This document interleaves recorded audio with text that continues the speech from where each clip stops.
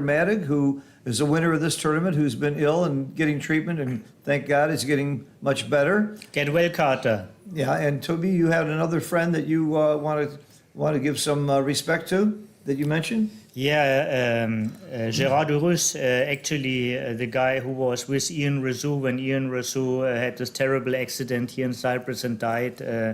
Gérard died at the end of last year.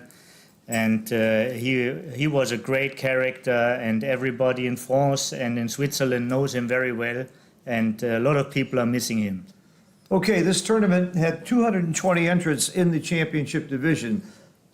So it's no small feat here to get to the finals, and this is one of the most prestigious events in the world to win. Obviously, Monte Carlo, the World Championship, and I don't want to forget Andrei Nestroy, who just died a couple of weeks ago and is very, very missed. There was a contribution tournament for his wife, who's a widow now, and he's originally from the Ukraine, and he just died in a horrible accident. What a shame. Yeah. So I was at a show in a rest home with my mother not a few years ago, and the entertainer was a very nice lady, and she said, by the way, I want to tell everybody, I'm single, I'm divorced, but I never wanted to be divorced. I had no intention of being divorced. I wanted to be a widow. That was just a great line. Okay, we're going to watch your comments, too, if you have any questions. Let's see, it says, change the video you are showing now, which is the 9th Merit Open, to something from this tournament. Yeah, this should be the 10th Merit Open, and I'm not sure where it says the 9th, but thank you for your comments. We'll look for that. All right, any questions, comments, problems, post them. You can text me, and we'll do our best 17-point match. Mochi is maybe joining us later. He's playing in the finals of the Mega Jackpot, which is started a little earlier, and he may be done and join us towards the end of this. I attended his quiz last night. He had 8 very, very difficult problems that he had actually missed himself. They were all Mochi blunders, and it was very interesting. As a quiz, one person got 7 right. Amir Shregi from Iran, who we all know is a top player, but that's pretty amazing that he got 7 right. It was the highest in the whole room. 3 people tied with 6 right. One of them was Thomas Tenlin. I really honestly don't know who the other 2 were. And I had a copy of the quiz. I got 3 right. I mean, it's really a very tough quiz, very interesting. Okay, we're starting. Timur is in red on top, and Jürgen is white on the bottom. And we'll go from here. You see a picture on the left of the room where they are playing, and you see on the chair is the referee, John Broomfield from England. I think every good match should have a referee, mostly more like a monitor really than a referee. Make sure that the moves are proper, the score is kept right, the clock is maintained, and make sure that the players are doing everything proper. I don't think there's any problem with these 2 players being proper, but what happens if you're playing with some guy who doesn't move the checkers properly or shuffles them wrong or doesn't roll properly? Instead of having to police each other, I think there should be a monitor, especially when there's a lot of money and prestige at stake. So I like this idea very much. These both are absolutely gentlemen, and they know each other for a long time. So this will be a high-class match with great behavior, I'm sure. Yeah, but if I was playing you, Toby, and you look the other way, I don't know what I might do. I might have some fun with you. All right, double hit. I like double hits. They're fun. And a big, big, big dance, and with 2 checkers up and the 5 slotted, but the 3 back would stop me from doubling. What do you think, Toby? This could very well be a double, actually. Yeah. I wouldn't do it. But there are 9 checkers in the zone. The 5-point is almost made. There are still 2 checkers up. The best anchor is slotted. I think this is a very strong forward position. Would you take? Absolutely, of course. The take is he did. All right, Jürgen agreed with me. Yeah. He didn't double, and I agree with this. I would not have doubled that. 6-5. I like this play. I think making the 3-point, well, you're blitzing, 3-point might work. Yeah, I don't know. I think it's very important to make an inboard point while the opponent has checkers on the bar. One very interesting thing, it's not just an additional point.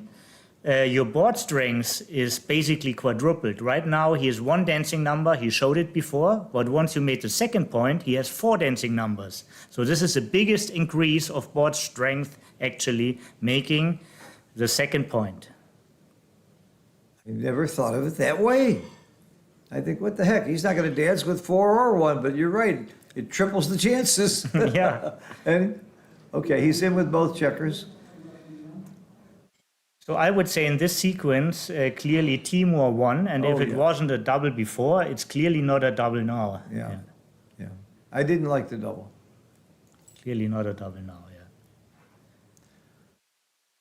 Cube ownership, cube vig, is just a very big thing. So you don't double unless you feel you're likely to lose your market or you feel he's going to pass. That's why I like Woolsey's loss so much. And Toby and I did agree on one thing. We agreed it was a take. This anchor is very important for Timur. That was a big, big roll. Once again, 6-4 was not a great roll. Anchoring is a solid win for Timur's position. So this sequence again goes to Timur. 5 new starting a new sequence, and Jürgen makes 2 points, which is pretty strong, yeah. And this sequence goes now for Jürgen. It's always important to think that way because you want to use a double when you're a favorite, and you always have to keep track what's going on. Somebody just asked, who are the final match commentators? Phil Simborg with the normal speech, and Tobias Hellwig, who's talking funny like a German. Here's a friend from Germany also in the chat, Jürgen Kunkel. Hello, Jürgen.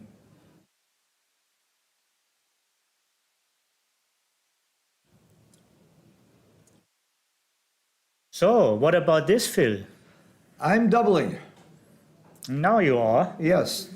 I see 30-something numbers that hit, and I don't like being hit if I'm him, and he does hit. Yeah, so one thing you should instantly know, if you can hit from 3 angles, like a triple shot, it's 27 shots for sure, yeah? Plus. Plus, there might be additional, like 1-4 is additional, so it's 29 shots. And it's not so easy for Timur to improve his position. Yeah, I would have doubled there. The only reason not to double is if you think you might be too good. With that anchor, I didn't think so. Yeah. Okay, here comes the cube. Now One roll he- later than I would have. Actually, now he could have been too good. Now he could have been too good, yeah.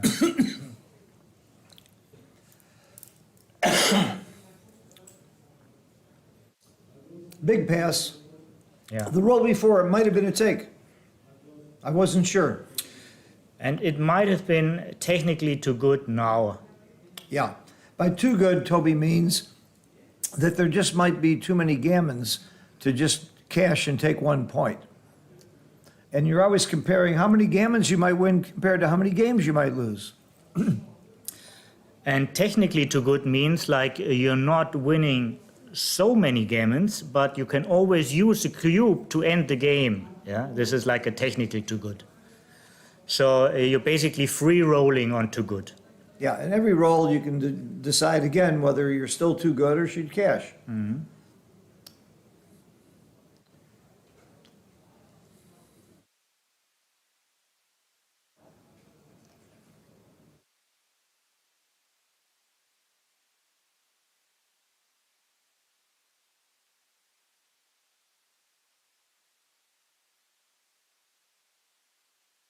By the way, I failed to mention that one of the reasons Tobias is sitting here is he lost in the finals of the fighters bracket to Timur last night.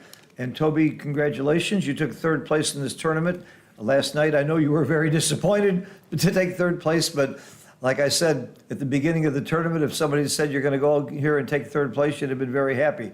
It's still a huge honor and a very, very big win. It's better than taking 1st place in a lot of tournaments. So congratulations, Toby, for taking third. Yeah, thank you for the congratulations. Yesterday, after losing for the final, I really wasn't happy, and I wouldn't be happy for congratulations to third. But now I am. Yeah, the loser of this match in the finals is not going to be happy either. But think about coming in second. That's pretty darn good in one of the biggest tournaments in the world, making a lot of money.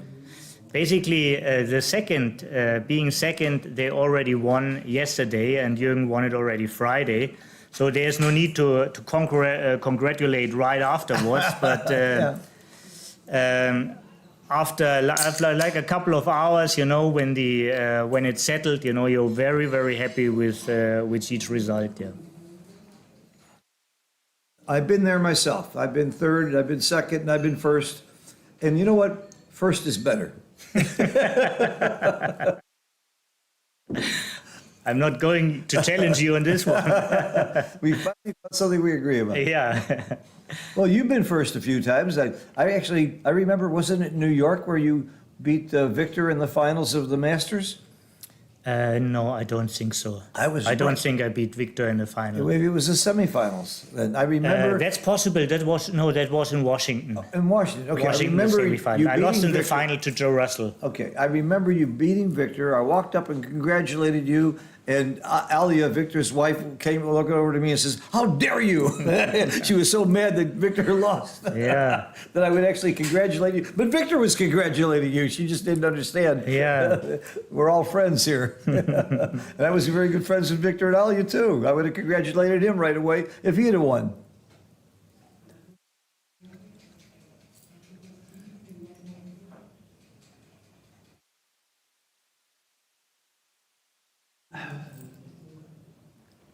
That's a big roll, and that seems like the right play. What's that saying? If you can make the 5 point, find a very good reason not to or do it? Well, a good reason not to make the 5 point would have been if you had like a fourth man on the 6, so you could make 2 points and hit. Yeah, that would have been a good reason not to make the 5 point. But like the position is, I think he found the best play here, Jürgen.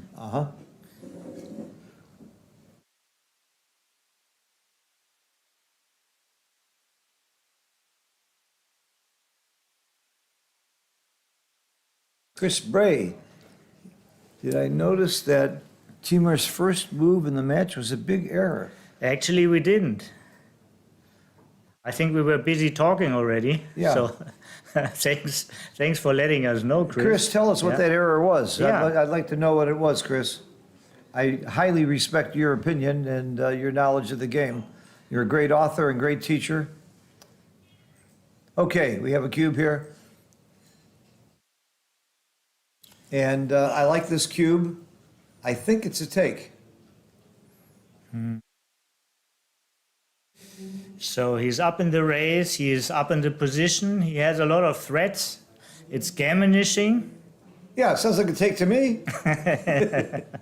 He passed, okay. Yeah, One reason you pass at this score, losing an extra point doesn't mean much, but losing a gammon would mean a lot.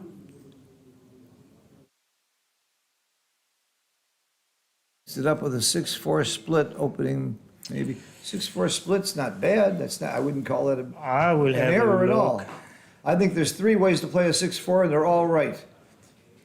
Now there's certainly. I think he means a response 6-4. Oh, the response 6-4. Yeah. Okay. Let me check on the video. Timur does not have to win twice, by the way. He only has to win once. Yeah. What happens is that they gave Jürgen an extra $5,000. We did the same thing in Monte Carlo. It's a single win. It makes the game much more exciting. And they just give an extra money to the undefeated player. But whoever wins this single match wins the championship, which is exactly what happened in Monte Carlo as well. And I really think this is fair, because if you think about it, Timur had to win 9 matches to get here. I think Jürgen had to win 7 matches to get here. I may be wrong, but he didn't have to win as many, even though Timur lost once. It looks like they're checking a position. No, he's playing with the double threes back and forth. Ah, okay. Ah, and I see. And he's He's putting it only halfway to the triangle to. Which is the way it should be, so you know which checkers were moved. You should. I agree. I like this, and I think in Russia, by the way, it's mandatory if I get it right. It's mandatory now in the United States. I actually came up with the rule when I was rules chairman for the USBGF, and the way I wrote it is if you don't do that, you can't move the checkers back. You lose your right to move them back and forth. So there's no question of which ones you moved. It's a great habit to get into just for yourself. We all get mixed up, and it can happen to anybody.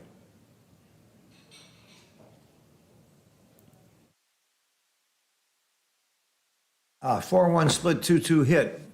Rayner said, okay, after a 4-1 split, the proper play with the 2-2 is to make 2 points. You always make your 4 point, and then with the second twos, you usually make the 11. The 11, unless your opponent has made a point, like the 5 point or the 4 point, then you would make the 22 point. And it's, you know, these opening moves, even though the difference might be 2 or 3%, it's important because they come up so much. Ah, we have another cube. He has 5s to hit and 5s to cover. That's something that's a little bit helpful to. Yeah, it's a duplication of his good rolls, but his position is already very strong. Like board-wise, Jürgen has a 3.5 point board. He has a 4th point already slotted, and Timo also only achieved to make a bar point. So in a hitting contest, he doesn't look too good. How would you play a 4-1 here? Do you cover or hit? I cover. Oh, look at this.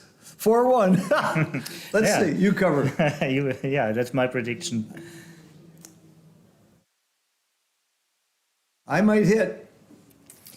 You're a coverer, I'm a hitter. I'll bet you $1 it's right to hit. Okay, of course. I'm taking this bet. I'm taking this picture. I need any dollar I can get. You're not going to get this $1. First of all, I might stiff you if I lose. But I took a picture of it, and we're gonna put this in, please. If you got XG, because I'm not sure of this play, but I'm sure I want to bet because I'll remember it better. Well, Jürgen agrees with me. Oh, maybe not. Jürgen is a little bit like Mochi. He's just setting up things on and on. Yeah, he hit. Oh, and now he hit. He does. I like the hit. That was my play. He never should have hit. What a dumb thing to do to hit there. Look what happened. Switching. You're often switching when you're blitzing. And actually, also lack of alternative. This is a way to do it. Yeah, only do what's first. Enter with 1, not step forward right away. Then switch. Yeah, and maybe it's now the bar point is less important. Maybe it is important to just have more hitting numbers, more pointing numbers. But I think But you using the decide process that you're describing, Yeah. where you always do the part you know you're going to do and then look around, that is so important. We saw yesterday in a couple of matches that where players really blew it. In fact, teamwork blew a major play because he automatically brought 2 to make a point when it was clearly wrong to do that. But it was a knee-jerk reaction he should never have done. Teamwork can learn something from watching Jürgen. 6 is forced by logic. By the way, I like the double in the take. I like the take. I like this play also. You're blitzing blitz. That's your game plan. You made the 2 point. You got 3 checkers on the ace. The opponent is really bad. That is a horrible place to be. Do you hit twice, or what do you do here? So what is the other candidate if not hitting twice? The other candidate would be maybe hit and slot, or it would be from the midpoint to the bar and slot the 5. So I think double hit is probably the safest play, and he would try to take the initiative away, you know, to gain a little bit of time to do something, and double hit might do the job, you know, to help him best. So the answer is yes, you would have double hit? I need more time for those plays. I need, this is, Okay. if I'm playing this position, this would one of the plays I would look. I spend more time to look in. Uh-huh.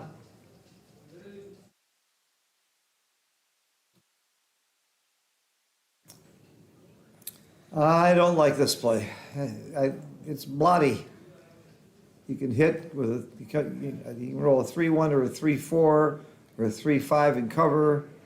It's a lot of blots. But blots are protecting blots. So whenever he hits, he's also spreading blots. So basically for Timur, the hits are poisoned. Yeah, it's very difficult to hit in a gentle way. Like double one would be a great hit. Yeah, but double one is never a bad roll. So Never say never. I see the merits of Jürgen's move because he's gaining more field control, and since very important is here for this position to understand this move and to understand this position, the midpoint is stripped. So whenever he's hitting from the midpoint, he leaves two blots. Yeah. And that's very, very dangerous against such a strong board as Jürgen has. As we saw, he could have hit just then, and he didn't for that reason. Yeah. It was too dangerous to hit. So leaving all those blots wasn't so dangerous at all. Right. And he does want contact. He's got the far superior inner board. He wants to see, he wants action. But still, what we see here, maybe it would have been still a better move to make the 21 point instead of staying back on the 23 and spreading those blots. Yeah, if you just look for the recent development, I think Timur rolled a good roll, but not highly above average, and Orlovsky didn't really help his position by his choice of double twos. I'm not sure I would cover the ace. I don't like getting hit, but I sure don't like that. Sure don't like the way this board looks. Yeah. I would almost rather get hit and recirculate than do that. You're just happy not to be on the bar. You're just happy not to be on the bar. So you would have made the 1 point, huh? That's my tendency. That's my Okay. tendency. Well, that's modern backgammon. You make the 1 point. Chris Bray said the hit was correct, according to XG, and I honestly wasn't sure, but I was hitting. Thank you, Chris. We love to know what XG thinks, especially when it agrees with us. That's one of the most horrible numbers he could have rolled. Yep. Leaves a shot and takes him way too much forward. I'm slotting here. And he does. I don't want to throw checkers away, and I think this is a great time to slot. Nope. I'm not that afraid of getting hit. Come on, slot the 4 point. Well, on the other hand, if something good happens for Timur, it will happen now. Yeah. So this is a tendency to wait. To wait one sequence, because after this sequence, what can happen good to Timur?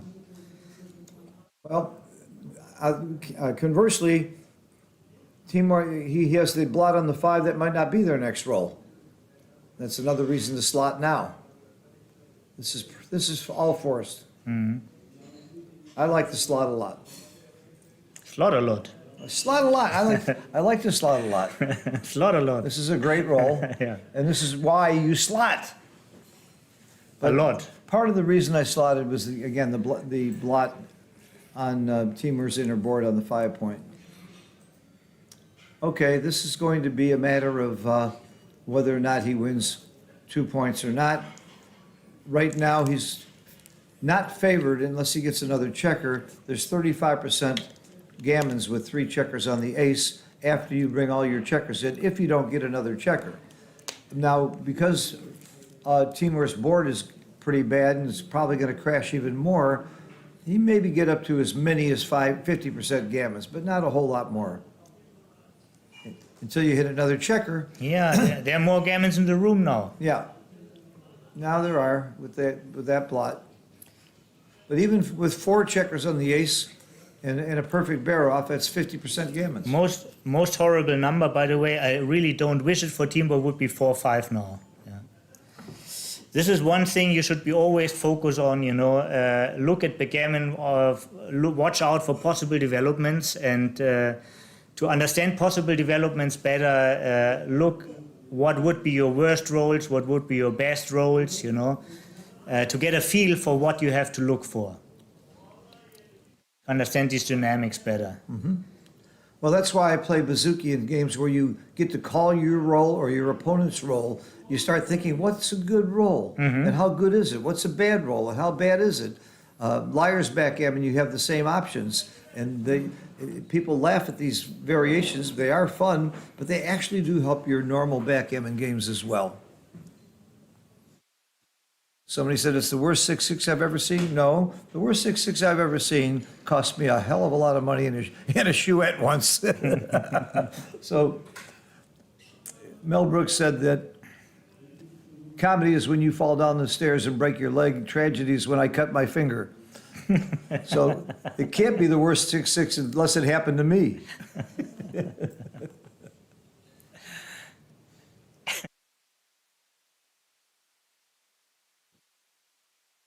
But it was a bad 6-6. We'll agree with that. The other reason it's not the worst is because the score is 2-0. At double match point, that would be a disgusting 6-6. Good insight from Chris. Chris says slot was a small error. You remember the 3-5? Yeah, Chris, I don't need your help. Thank you, Chris. I actually did remember doing commentary with Chris at a major tournament. I'm not sure which one it was. And he was spectacular. His insights into the game are really terrific. It's another nice way of saying he knows more than me.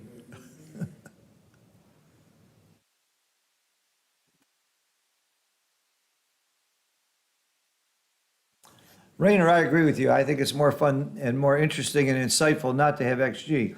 If the XG feed is there, I'm going to be right every time, and I can make up reasons that XG says it's right, and you really aren't using your brain much. I like this play. So the downside of this play, is there any downside? That's why I like this play. 6. This has a downside 6-5. Of course, if you go to the 4-point, there's no downsides there except that you don't get a checker off. So repeating what we said yesterday, playing positions pure, this position is a bear off, and usually it's right to bear off in a bear off position. Yeah.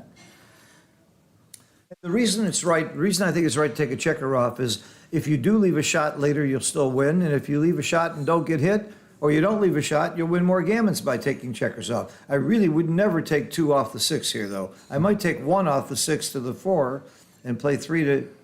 I really don't like that play at all. It's preparing to clear the 6, and I wouldn't be that anxious to clear One it. thing we will see in Jürgen's plays is that he is very often taking a long time for technical moves because he feels like these moves he can figure out exactly, so he's willing to sacrifice more time. I see. Well, While at the moment he thinks he's just guessing, his tendency is to play it a little bit faster. Yeah. I do that so people won't notice. Yeah. Well, the other thinking here is he thinks he probably has the gammon in the bag, which is wrong. 1 big double or 2 big doubles by Timur, and he gets off this gammon. Ooh. Now his gammons are looking very, very solid. What would you think, like 80%? Yeah. Unless he gets a shot and hits it, that's part of the 20% where he doesn't get gammon. Running off this gammon is not likely. Yeah, but he also has to pay attention of the BG, and this is what he thinks now. Yeah, what happens with when Jürgen rolls 2 doubles? He doesn't want to leave his ace point too late. Yeah, and that was a good play for that reason.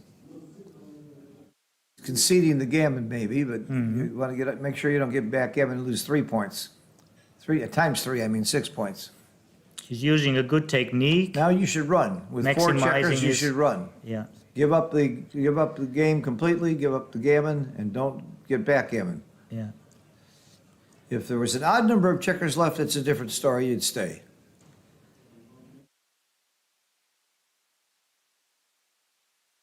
he can still get off this gammon, and he can still get off this gammon because double sixes would do it if he brings another checker into the quadrant. Unless yeah.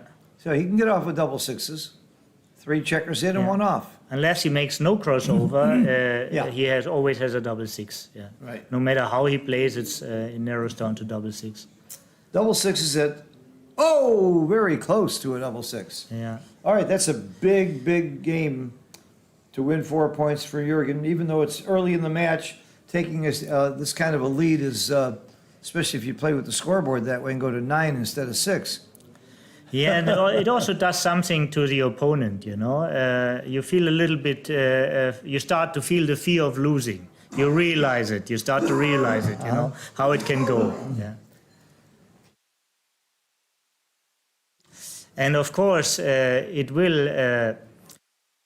very hard to liberate your mind from your emotions. It's very hard when you see bad things happen to you, you know, that it doesn't affect it doesn't affect your moves. Yeah, for one thing, you start thinking, oh, the dice are not in my favor, and you start changing your moves, thinking you're going to roll bad, or thinking he's going to roll better, which is always going to hurt your game if you do make those kinds of changes.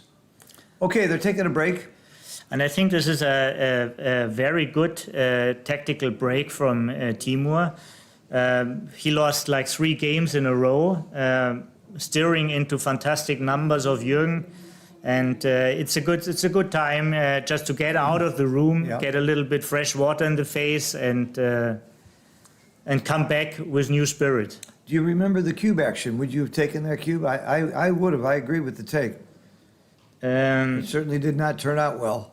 But Yeah, I think I already read in the chat it was a take. okay. I didn't read that. I Good. don't want to.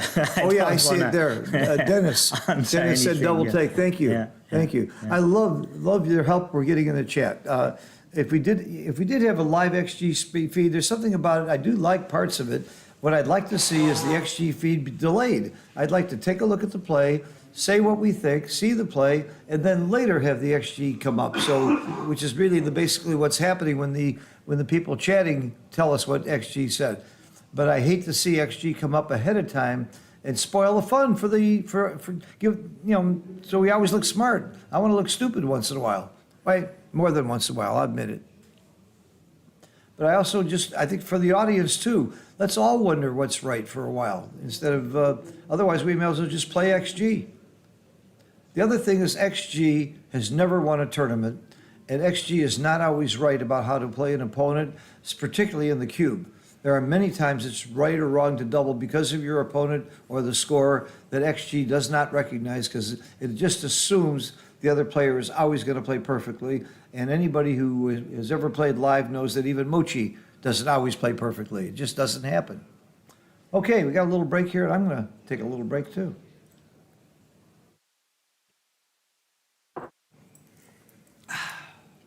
Yeah, we again have a look in the frame on the left. There's a monitor in the room where the players are sitting, and every player is allowed to bring a friend to watch the game there, just for the atmosphere. And Jürgen is there in the room together with Jan Jakobowicz, who's also a close friend of mine. He's sitting on a high chair. He sounds German. yeah. Sounds like a German guy. Like Jürgen Orlowski. Yeah. Or Tobias Hellwag. Yeah. Orlowski sounds Polish, isn't it? I mean, the ski is a Polish name usually. Orlowski, Kaminski. Yes. But he spells it with an I, not a Y. So Germany has like borders to 9 different countries. So there's a lot of mixing going around, you know. 9 countries. 9 countries. Name them. Yeah. Okay, it's Austria, it's Switzerland, it's France, it's Luxembourg, it's Belgium, it's the Netherlands, it's Denmark, it's Poland, it's Czechoslovakia, it's Czech.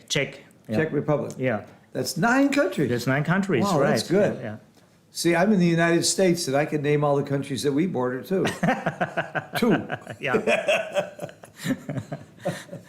Canada and Mexico. Makes it very easy. That's true. Alaska really does border Russia with the Aleutian Islands. Yeah. Mate pointed that out. And while we're speaking of Mate, I don't want to forget to mention this stream is compliments of a lot of tremendous amount of work in the background by Mate, setting up the cameras, taking care of the technical issues with all the filming cameras, computers, and so on. And because he gets bored doing that, in the meantime, he does a taping of dozens of people's matches and does the transcription and gets them back real quick. He's got a whole team working for him. When I first started recording my mountain matches, the first guy that I went to transcribe them was Mate, because I hate transcribing. To me, it's terribly laborious, and I was happy to pay Mate what were you charging, the $200 a match to transcribe them? Something like that. I was happy to pay him. His prices come way down, but he's a great guy to use, and if you don't know how to reach Mate on Facebook or social media, contact me. My email is phil@simb.org, SIMB.org. It's my name. So it's real easy to remember. I'll answer any questions or help you connect. I get emails all the time. Where can I take lessons? Where can I play live in my area? When's the next tournament? How do I find out about how to use XG? I mean, I can't, or just, can you give me so-and-so's contact information? How do I reach Carol Cole to buy parts or to buy supplies? So I can help you with anything, and I'm happy to do it.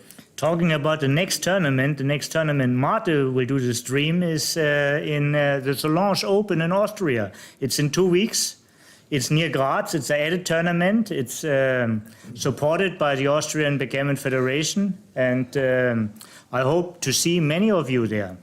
I wish I could be there. I have to be in New York, and that's the next place I'm going to see you, Toby. We're both going to be at the New York Metro Open, which is the largest tournament in the United States, January 3rd or 4th, depending on whether you're get into the BMAB or not. And it's in a gorgeous hotel, the Hyatt Regency in Newark, overlooking New York. And in about 3 minutes, you get on this train and you go onto the Hudson River, and you're right in the heart of the.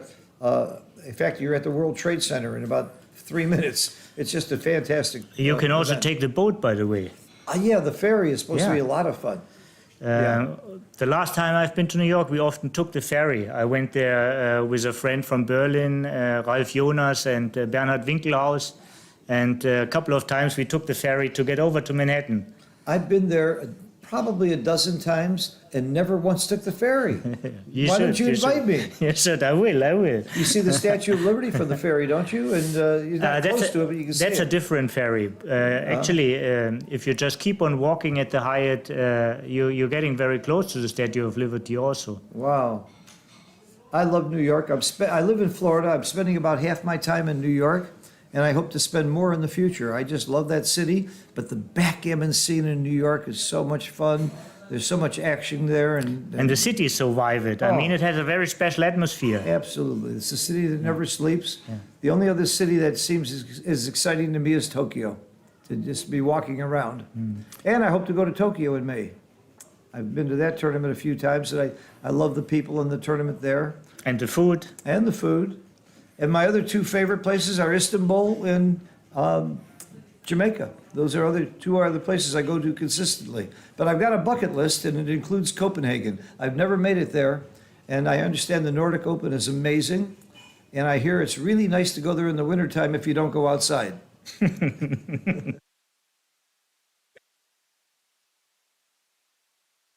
You're looking at the chat, you can see Jürgen Orlowski, very animated. That's typical for him. I think he sleeps that way. And that's also interesting. For example, if I play a match, I really prefer to have silence in the room, you know, and you wear headphones. You put headphones to on. be locked up in my thoughts. And Jürgen is the opposite. He never hesitates to talk, argue, explain his thoughts. Yep. All right, John, let's get this going, but I think he needs an opponent before they start. I prefer that way. Timur's taking a little bit longer. We got a good remark from Rainer. Hi, Rainer. I think you're absolutely right. This is the custom how it used to be. Yeah.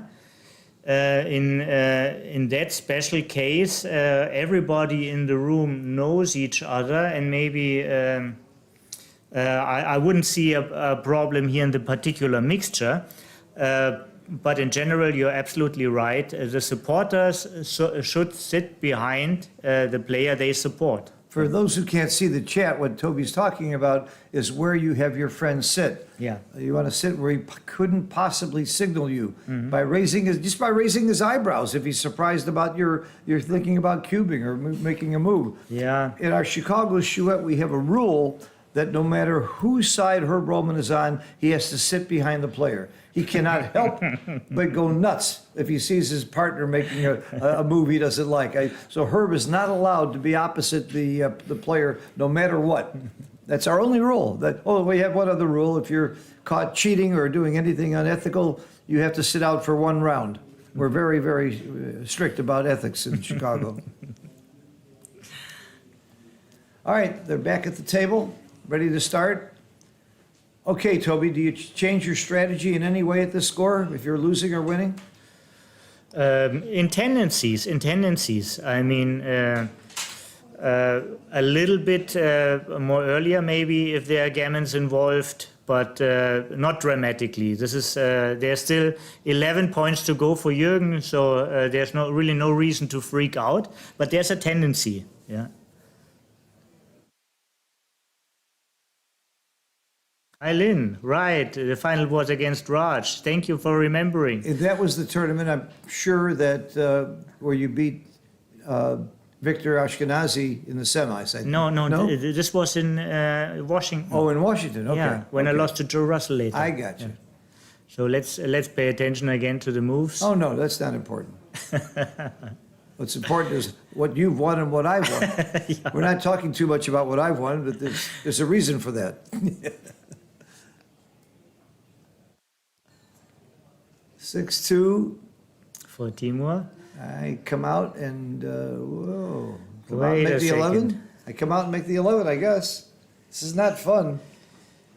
I like making the 11 point, but You could also come out and go to the 8, but I mean, makes my play. naturally you want to make a point, right? There's a duplication of sixes. I understand the merits. I like the move. down and hit. Down and hit. I think. So, yeah. I mean, I just can't find. So hit must be clear. There's no alternative to the hit. And I don't see any better constructive four than going 39. Yeah.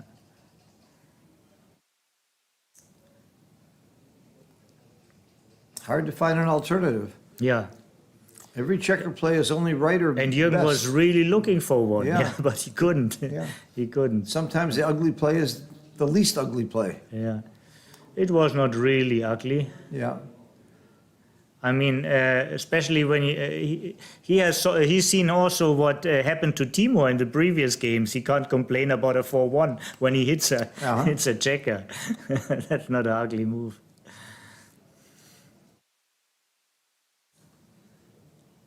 For 5. Hit in safety the checker on the Like 18. this is the best start for Timur. This is the best start for Timur so far in a game. Yeah. And it ain't that good. Yeah, but it should make him aware. It should make him aware. He's on the positive side of equity, and he wants to make sure to maximize his winnings. Yeah. So he is thinking now, and if he's not doubling, which I think he will not, he will at least figure out at what point he wants to double. Yeah. You can prepare, even if you're not doubling, you look at the development you're looking for, and for the right moment to turn the cube. Well, the one thing I know is I'm taking. Again, I use Woolsey's law, and I don't see that many market losers, so I agree with the roll here. One thing to mention, all the outfield points from Jürgen are stripped, so it means if he cannot move from the back, it means he's leaving more blots. This is another aspect of the position. Mm-hmm. Which speaks more in favor of Timur's position. More in favor of Timur's position. Yeah, I noticed that too. Yeah. So now this sequence was clearly for Jürgen. So if he wasn't doubling earlier, so this was not a double now. This is not an easy 6 to play. It's a very ugly 6, but I think I go to the 5 point. That's the least painful blot and the point to give up. And he agreed. Also, when you control everything, you don't want that many swings. And if he leaves the anchor, that would be a lot of swings. He can't leave a double shot. He can't. So, forced by logic, I agree with you. Yeah, look how this game is almost evened up. It was a very good no double, but I like that he thought about it. And you wouldn't have thought about it unless you were losing 6-0. Timo is still faster. He has twice as many infield points. He holds the better points. So still advantages for him, but no market losers in sight. No market losing sequences in sight. I come in and slot the 4 here. I come in from the 11 and slot the 4. You could also go to the bar. You could. Slotting is like slotting makes you like committed to spend a half roll with covering while you want to do something else. Red side is a little bit faster, so he wants to run, and he wants to run with a single spare. Also, since there's no additional man on Orlovsky's midpoint, it's very hard for him to hit. He can't hit from the 8, he can't hit from the midpoint. So going to the bar was actually a good move, I think. It was a move I would not have made. And the reason I would have slotted was to unstack a little bit my 6 point, but your reasoning makes a lot of sense. You're smarter than you look, Toby. Thank you, thank you. It was very well said, very well reasoned, and you actually changed my opinion. I hope you were right.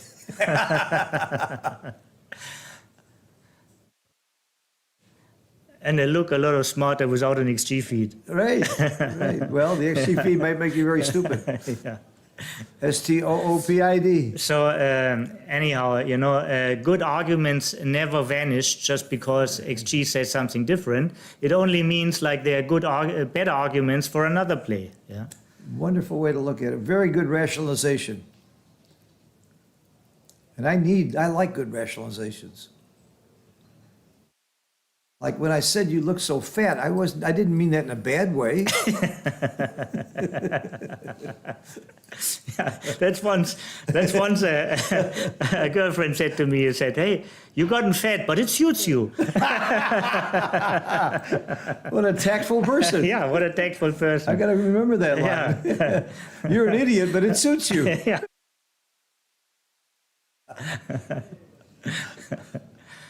The dumb look in your face is so charming. Boy, this is going to change my whole repertoire. Yeah, so back to the game. They're playing, yeah. We had a lot of changes here, actually. Yeah. And I like this hit. He's got 3 checkers back. the old artificial intelligence in backgammon, Snowy would have said cube hot position. I like this term a lot. This is a cube hot position. Cube hot. Cube hot position. Yeah.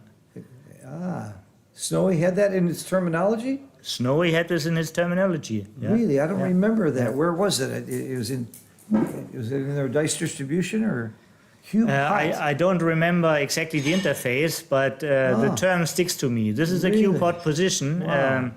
You don't want to roll without thinking. I know you won't see that term in XG anywhere.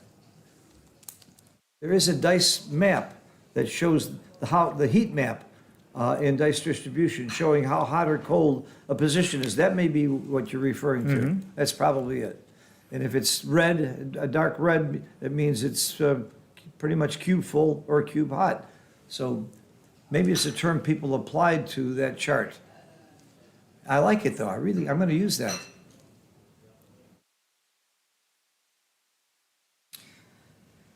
So that is a very good sequence for Jürgen. But the race is a real critical factor here. Isn't Jürgen losing this race?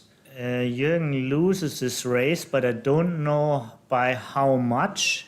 It seems like if he's losing the race, he should have stayed back on the 4, though. Yeah, at least it's a. I mean, one of the candidates would have been to just make 2 inner board points Yeah. and making great inner board points and ending up with a better board. So, I would have been more inclined to come out to the bar if my opponent was on the midpoint yeah. to block the sixes away. And this, I just didn't like that play unless I'm off on this race. I think Jurgen's losing the race. I think I would have stayed back. What's going on now? So let's figure it out how much he's losing this race. Well, that's This what is, Timur's thinking of right 9, now. He's actually thinking 11, of doubling. 9, 11, 10. Maybe he's losing it by 49 pips. Is this possible? That's Yeah. my count. Well, then why the hell, heck, darn shucks, is he coming out? I'm trying really hard not to swear. Oh, well, it would be interesting to ask him now because we can't look in his head. Yeah, if he'd stay back, I'm not even sure Timur would consider the cube. And now he's up that much in the race and it's easier to bring home. So one thing I can assure you, Orlovsky always has thoughts about his move. You know, he sure has a thought. He just not randomly moves checkers. He has thoughts, but I don't know what was his thought here. Yeah. Well, they took very quickly. He must have known before he made that move that if he was doubled, he was taking. Yeah. Because part of every move you make, if there's possible cube action, you need to consider that. Well, right now there's only 2 market losers, double 6 and double 5, who break the contract from the 16. And Oh, I don't know, double 3, you're right, double 3. Okay, there's 3 double numbers. Yeah. 3. So there weren't enough market losers, is what you're saying? Yeah. But the score, it pushed the cube too. I guarantee you that was part of it. Yeah. Part of the taking is, of course, he's not losing gammons here. Oh, I don't question the take one bit. And I do question the cube, but I also question the play. And I also question where Yeah. am I sitting and what is life about? Yeah. Why are we here? There can be never too much questions. You're right. Yeah. There's no bad questions. There's Yeah, only only bad, stupid answers. Stupid answers, right. Yeah. No stupid questions. And we're here for the stupid answers. You can give stupid answers. Yeah, this is not an easy one to bring home. I'm not sure that was a cube. No, but back to our joking about questions and answers. Very often, if you ask the right questions, you get the best answers. Finding the good questions is a task in backgammon. So is in life, I guess. Yeah. Very good. Very philosophically correct, in my opinion. And there is a correlation between philosophy and backgammon. And Chris tells us that coming out was a blunder, in fact. Thank you, Chris. Yeah, thank you, So Chris. once you made me look silly, and the other time in fact, you didn't make me look silly. Once you just said I was wrong, and now you're saying I was right. I like this. And if I hit 50%, that's about as good as I do when I flip a coin. John Barnes asked if he did miscount. I don't think he did miscount. I think Jürgen will never miscount area. He had probably different thoughts, you know, like maybe the fear of getting primed, or the outfield battle, or keeping his spares where he wants them by bringing now everybody out, not leaving blots. I don't know what were his thoughts exactly, but I'm sure he didn't miscount it. Yeah.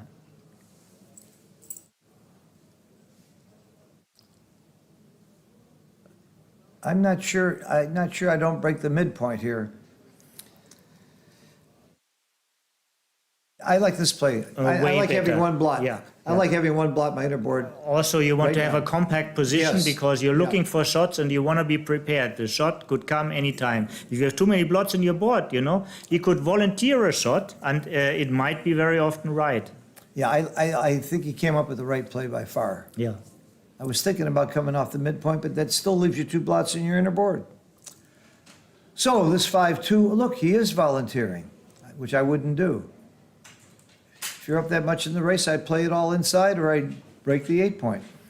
So what Timur sees, there are reversing trends. Yeah. Wow. And reversing trends is actually.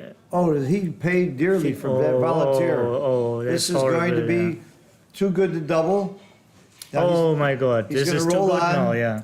There's not that many gammons, but there's hardly Oh any way my to lose God. here. There's no, Yeah. what do you call market gainer? Yeah. What sequence on the next roll would Timur have a take? That's why you roll. Poor Timur. Well, I think he brought it on himself. I thought the volunteer was wrong. Yeah, that doesn't mean he needs to get maximum punishment. By the way, right? I lift the blot in cash now. First of all, I understand I understand why he wanted to. This play is exactly what I would do. I want to focus on this right now. Yeah. I would lift the blot because I'm going to cash. Why leave another 2-5 or 1-6? Because the gammons aren't going to be that many anyway. And when you're winning 6-0, winning 1 point or 2 points is pretty good. Plus, he has many builders to make the point naturally. He's not going to make it there. He's going to double them out. You watch. I think this is a technical play on.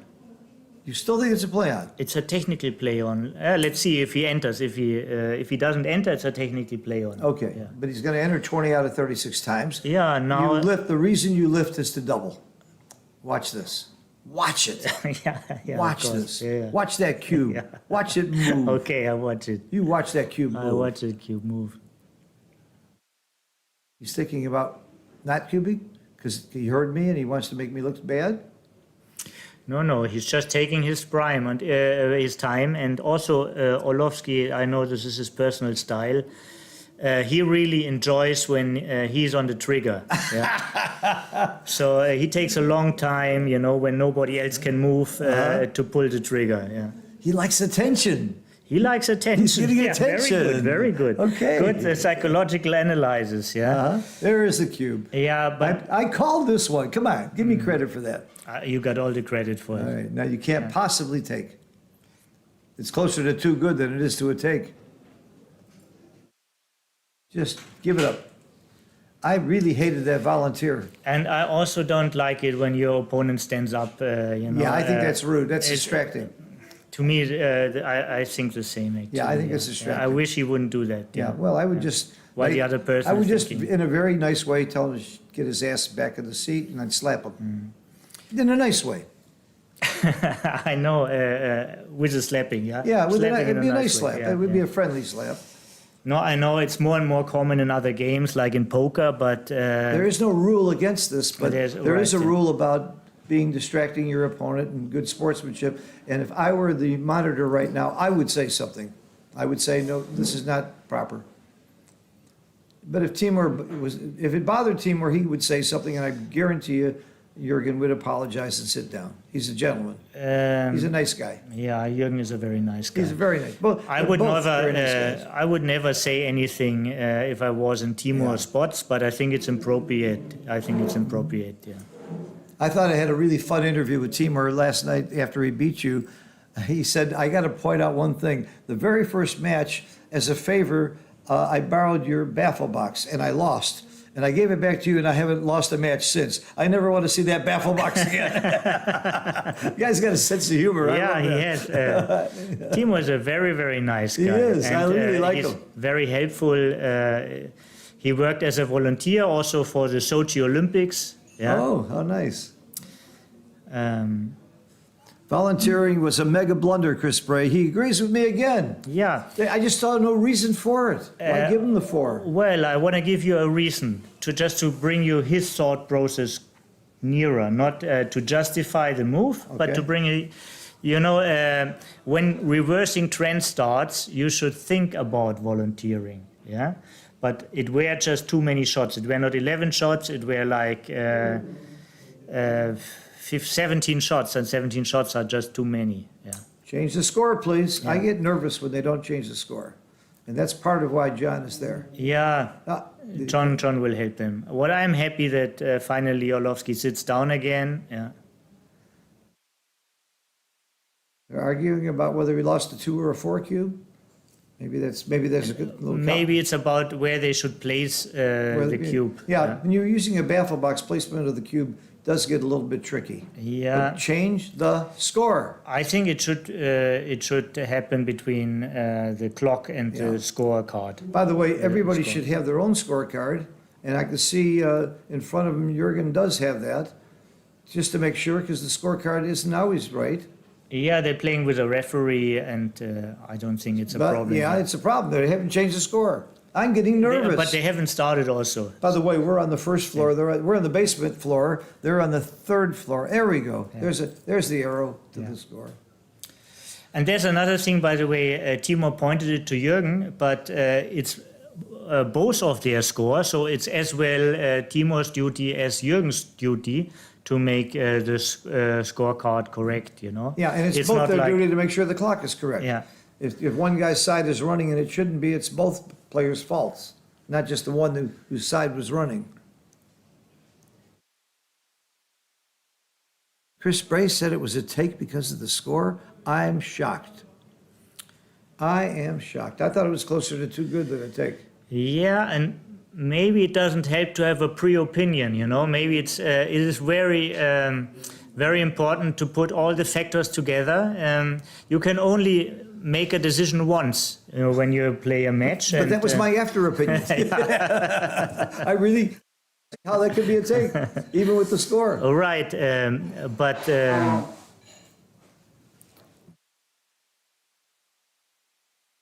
you also spend a lot of time in thinking in it, yeah. Yeah. Wow. Yeah. I'm shocked that it's a take. I am absolutely shocked that was a take. I'd love to play that out as a prop, like we used to in the old days. Yeah, but then you have to prop it with the score, and Of this will course. be a very long prop because you have to finish the match afterwards.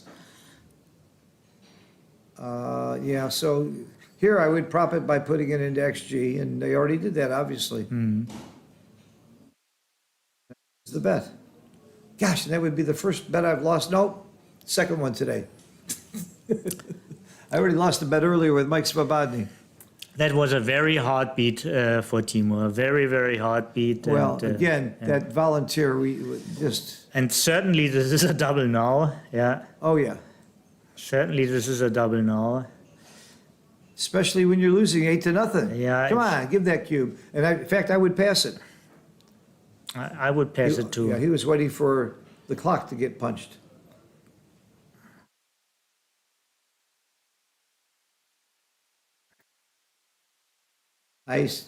Position, race, and threats, I see nothing. And nothing that helps Jurgen take this cube. And the score is a very big factor, too. This is a very nice lead. Yeah, Don't throw it away with a possible gammon position. Jürgen has 20 minutes on his clock, and he will think about every cube now.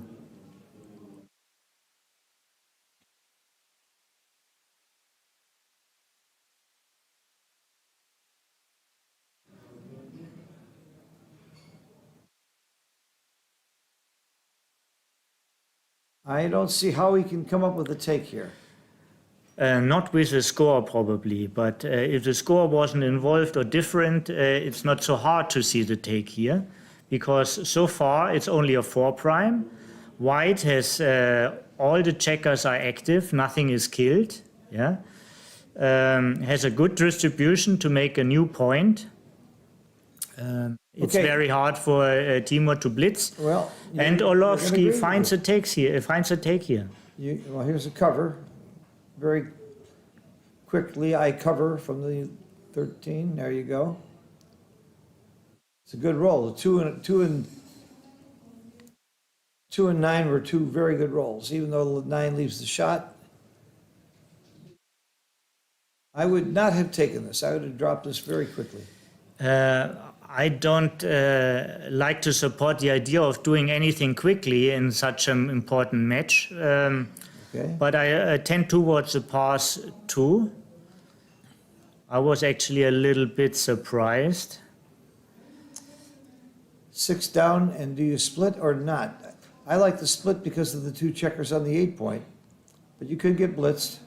Okay. What were you referring to? To go out with the 6? No, or? no, split with the 6. 24-23. come down with the 6 and 24-23 24, 23. with the 1. He had a 6-1. No, he had a 6-2. Oh, I thought he had a 6-1. He couldn't do anything Oh, I else. thought he had a no, 6-1. No, he had a 6-2. Then Yeah. I still would have split. Quickly. That's why you do it quick, yeah. Before he catches it. Yeah, so the priming position transposed into a blitzing position, very often that's the case. And even more after Jürgen managed to escape with 1 checker. And at this score, if I'm losing 8-0, I'm thinking about trying to win more gammons. I'm playing more gammon go than I normally would. Absolutely the right thought. Absolutely the right thought. And here's out and hit. And hit. I consider this a forced play. Another great prediction. Well, I think that's just forced. Yeah, You can't just let him out with a 6 and you got no other 6 then coming out.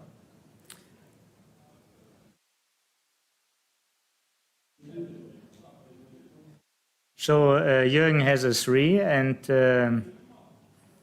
there's nothing else to think about. But this is a very, very big role for Jürgen. Yeah, a huge role. This is yeah. huge Yeah, unless, well, he's performed by coming in and then coming up, or I don't know what you do here. I know you don't hit. Well, you do hit. You do? Yeah, you have the stronger board Oh. and there are blots around. Of course you hit. you Or for can. what you're waiting, you're getting attacked You're right, otherwise. you're Yeah, right, yeah, you're right. Yeah.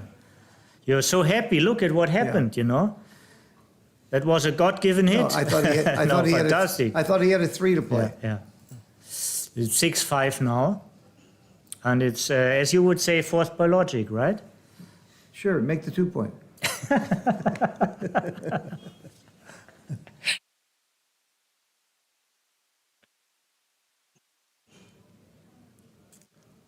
Make the 2 point quickly. But don't See, use the 6 for The it. advantage of doing things quickly is if you're wrong, you can say, oh, I didn't see that. So Oh, you factor excuses into yeah, a good right, play, right. into the move. Yeah. right. Yeah.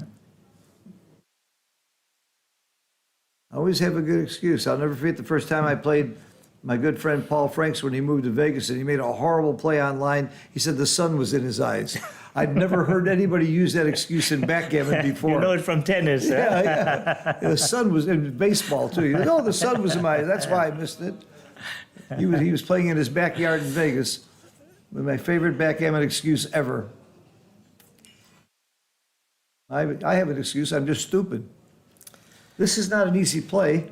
It looks like giving up the bar point anchor, Yeah. having a double shot and having less blots and keeping double 6s as a pointing number and So you come off with both checkers. for all the good reasons. Yeah, I come off with both checkers. yeah, I come like off that. with both checkers. Yeah.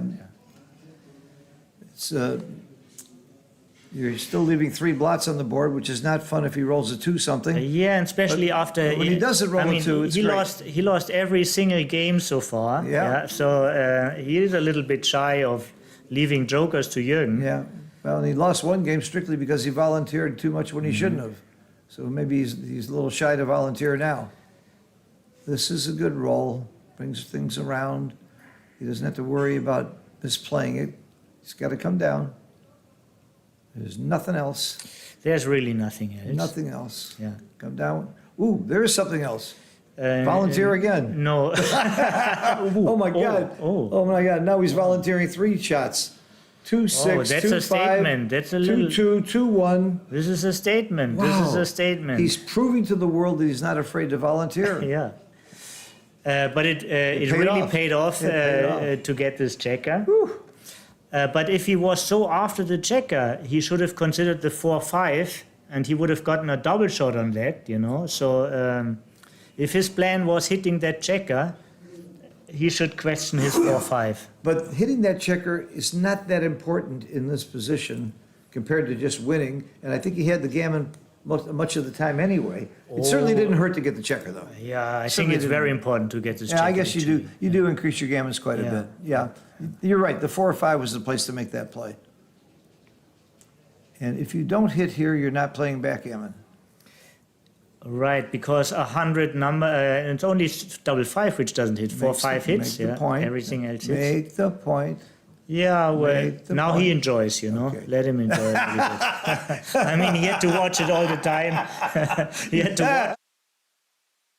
Slow in such Yeah, I mean, he spent half the match on the bar, so now He did that for enjoyment purposes. I don't want to say that, but Oh, I don't like this. Come closer. I don't like this at all. I agree, and probably he's looking for a super safe play, Yeah. but this is You get gun shy, like now you said, when you lose every exactly. game. Yeah, you get gun shy. Yeah.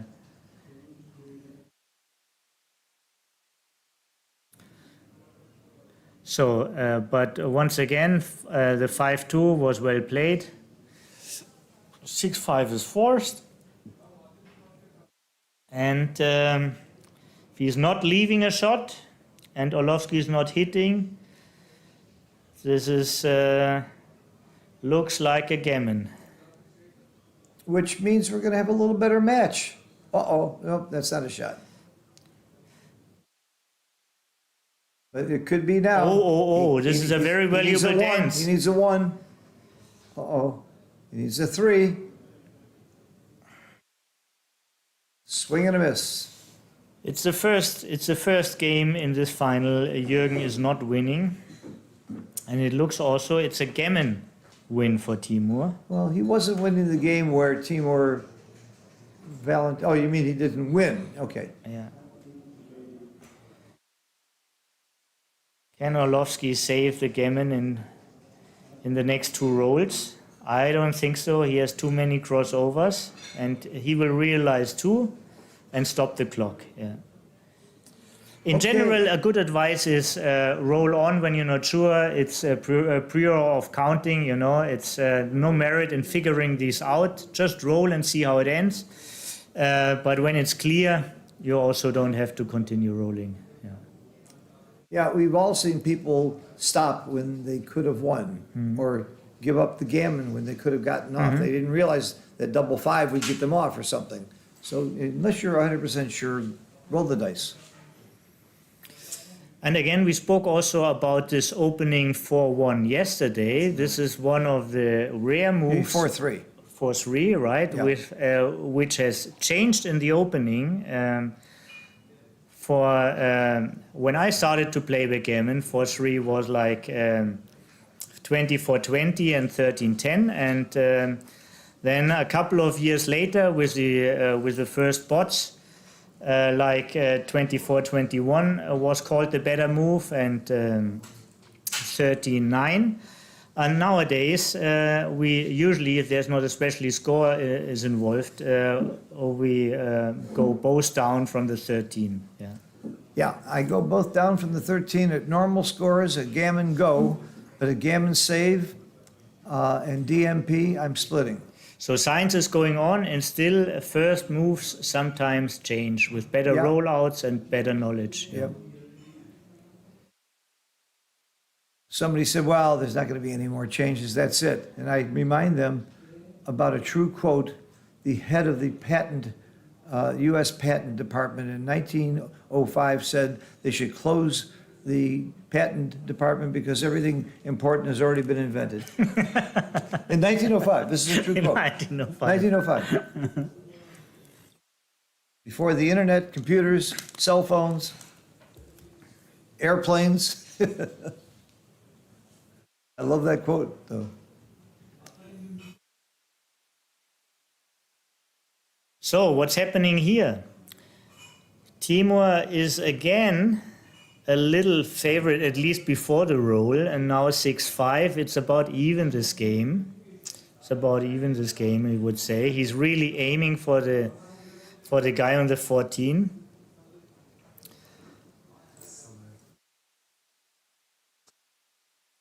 Well, making the bar, you lose your midpoint, you're stripping. I would prefer hitting than making the bar, actually, because you're not priming one checker. You're always, one checker wants to be hit, multiple checkers wants to be primed. Priming one checker is a lot of effort. I don't think I make either play. I come out. I come out with the front checker. With the front checker, so you move to the 16, Yes. 23-16? Yes. That's interesting. I don't like the hit either. That's But interesting. the hit might be right because you have them outboarded 3-2. That's always a factor. If you have your opponent outboarded, and they do say you should hit a block. This is also a good move. This is at least No, one of the candidates. No, at no, least no, one of the no. candidates. The problem with that move is I didn't see it. Okay, sorry. That's the problem. Now you see it. How do you like it? I like it. Yeah. I was focusing on the hit or the run, and over the board I would have seen it. I promise you. Yeah. So this is the human thought process, and there are multiple choices. Is the first thing you do, you narrow it down to 2, and then you make your choice. Yeah, eliminating what is not the best candidates. Yeah. And by the way, Dirk Schiemann has come up with a Dirk's Law, which I really like. Let's say you get between 2 moves and you're not sure which to do. He came up with a really good approach. Ask yourself, which one of those 2 moves is most likely to be a blunder? Let's assume, just for a second, that one of those 2 is a blunder. Which one? Don't make that move. And it has actually helped me several times to find a better move. And sometimes, of course, the third move is right, but at least I really think that the Dirk's Law is a good addition to the other great laws we have, like Woolsey's Law and O'Hagan's Law and Cole's Law. Coleslaw, that's my favorite law. Coleslaw, yeah. If you're going to have coleslaw, eat good one. Good coleslaw. Yeah. Anybody transcribing? Not right now, but it will be eventually transcribed and posted and analyzed. Probably Alex Estrigan will probably do a video on Timo it. really has a comeback now if Orlovsky dances. Yes. Ooh, that's a good roll. Yeah, that is a good rule. Very good Yeah. roll. 2s, 4s, and 6s hit. He's got a 4-point board versus a 2-point board. He's losing in the match. I'm doubling. And the hits on the 4 and the 6 has a different quality than the hits on the 2. I don't care. I'm doubling. So And I'm taking. really, the hits on the 2 are very strong, or hitting with a point is very strong. These are 13 numbers. It's the cube it's the score that's pushing me to. You have your opponent outboarded. You're shooting at him. You're down in the race. You're down in the score. So a lot of factors speak for action here. I think it's a double take. Timo takes his time. He has more than 20 minutes on the clock.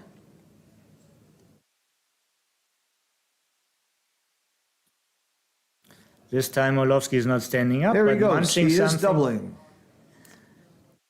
Yeah. It's correct. You're supposed to put it on the right side of the board. Yeah. And it's not a take when you touch the cube. It's a take when you say take or move it over and put it on your side or both. Yeah. You should do both. I like this cube action very much. I think they're both right. And a 6-1, I agree with the hit as opposed to the point. And most constructive is probably to go in the 22. I agree. Also, you could actually, it's less shots when you move it from 17 to 18. Like, there's no additional shot now when you move it.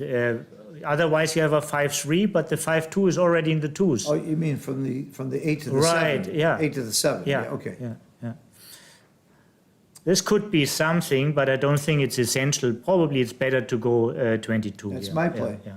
If you, I'd rather have a 6 to cover than a 5 to cover. That's what I focus on. mm-hmm.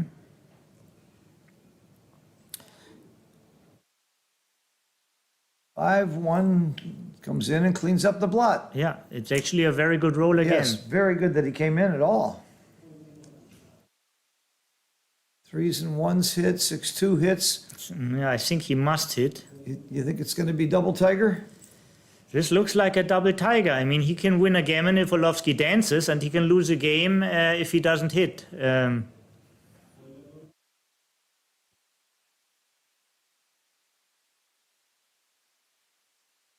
It's scary to do a double tiger, but I'm with you. It's scarier to let him go. Oh no. Oh no, you're giving Jürgen the Initiative. The initiative. You're giving him control of the car. Yeah, of the well, train. he's looking at this. Yeah. Timo, you're doing a good job looking at all the Yeah, plays. now do that. He did a double hit. Yeah, they both have plenty of time. Yeah. Yeah. They He both did have plenty He of did time. a double hit in a previous match that I really liked, so Yeah, I thought he would see it. This is Tiger time. And it did not work, but this would not have been a good roll if he didn't double hit.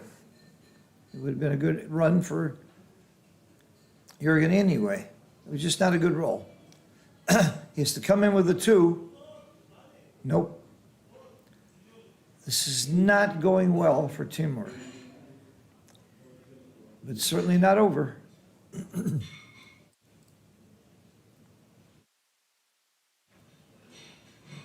Chris Bray, perfect double, taking and passing of the same equity. So it's just right at, that's a borderline. And I like Jurgen's guts taking borderline cubes when you're winning. Most people drop way too much. He's not afraid. I guess this is right. Ace point's just too ugly. Yeah, and also, once again, he's playing against, he's holding many checkers, so he tends more to prime than to blitz. Right. Yeah. He's got a great priming position. Sure. Very It's good. a very solid position. It helps him to bring the game home. Yeah. Yeah. He's holding the cube. He can play a little safer because he can double them out when he wants to, I think. Yeah. So sending a 4 cube to a trailer, you must really consider it that it's a strong 4 cube. But it is a very strong position. Timur really needs a 2 to link up because he needs something to run out. I guess pip-wise it's not so horrible, but he actually fears running when he's not running with the backman. All right, what about the cube action now? He would fear Obviously, if he had Jurgen's run thinking to- about doubling. And your first question is, would my opponent take? I think at this score he would. I think that Timur would take this 4 cube. So then you look at market losers. Simon said he wouldn't have considered hitting, and I would have hit. I would Yeah, have hit, I and would I have think, too. and at least you should have considered. Okay, but what about right now? Let's talk about what we see on the board. Jurgen is thinking about cubing. I don't think he should double. So Jürgen has a great reputation of having high cubes in matches. Really? He has like I know no other player who is so keen on having 8 cubes in his matches like Jürgen, and it's very often that he is right with the high cubes. But very often I thought I think it's unnecessary. Oh, double tiger was a blunder. Okay, good to know. What was the right play, Chris? Obviously, cover the 2, and Really? it has to be. It's the only other play. So it was it the go. anchor and the deep. Yeah, make the deep point for later. This is probably just because you can still hit. Yeah, you can still hit. It's not a come out. Yes, and I was pleased I didn't consider it. Now you know why. I still think now you you should. know why Toby and I are sitting here instead of there. Yeah, well, I'm not in the final. Well, those two guys are sitting there, and we're sitting here. Yeah. We would have both double hit. I would have done it too. Well, I'm a social person, you know. If you're inclined to do something, I'm more inclined to do it either. But I thought you win a lot of gammons also if this works well. You outboarded your opponent. That damn book of Michis with the double tiger, the term is so cool. Oh, again, this cube is not something I'm sure I would have given either. But he's got guts, and he got a pass. So clearly it was a great cube. Wow. It was a quick pass. Well, he had lots of time to think about it while Jurgen was thinking about the cube. This is true. And this is what you should do. Always use the time of your opponent to get more insights about the position. Yeah. In fact, a couple of my students have asked me, how do you count pips so fast? I said, I didn't count them that fast. While you were thinking on the last play is when I was counting the pips. Yeah, and I had enough time for that. Huh? Yeah, but that's when I'm counting pips, or that's when I'm considering the cube as well. It's your turn. Let you pay for it with your clock. So this is an aggressive opening. This is a Michi opening. This is an opening you use with a 5-4 Gammon when you're go. playing for gammons, Gammon right? go. Yeah. And I would play a gammon go when the score is 10-4.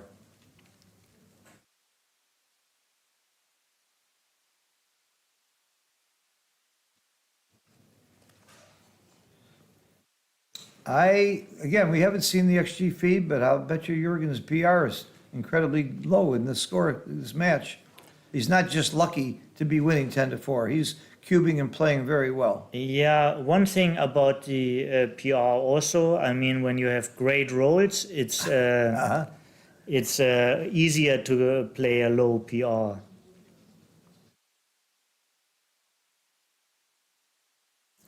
And it was a double pass according to XG, according to Simon. Thank you. Is it still blinking? Yeah, no, not too bad. It's all good. Not too bad. I thought that was me blinking.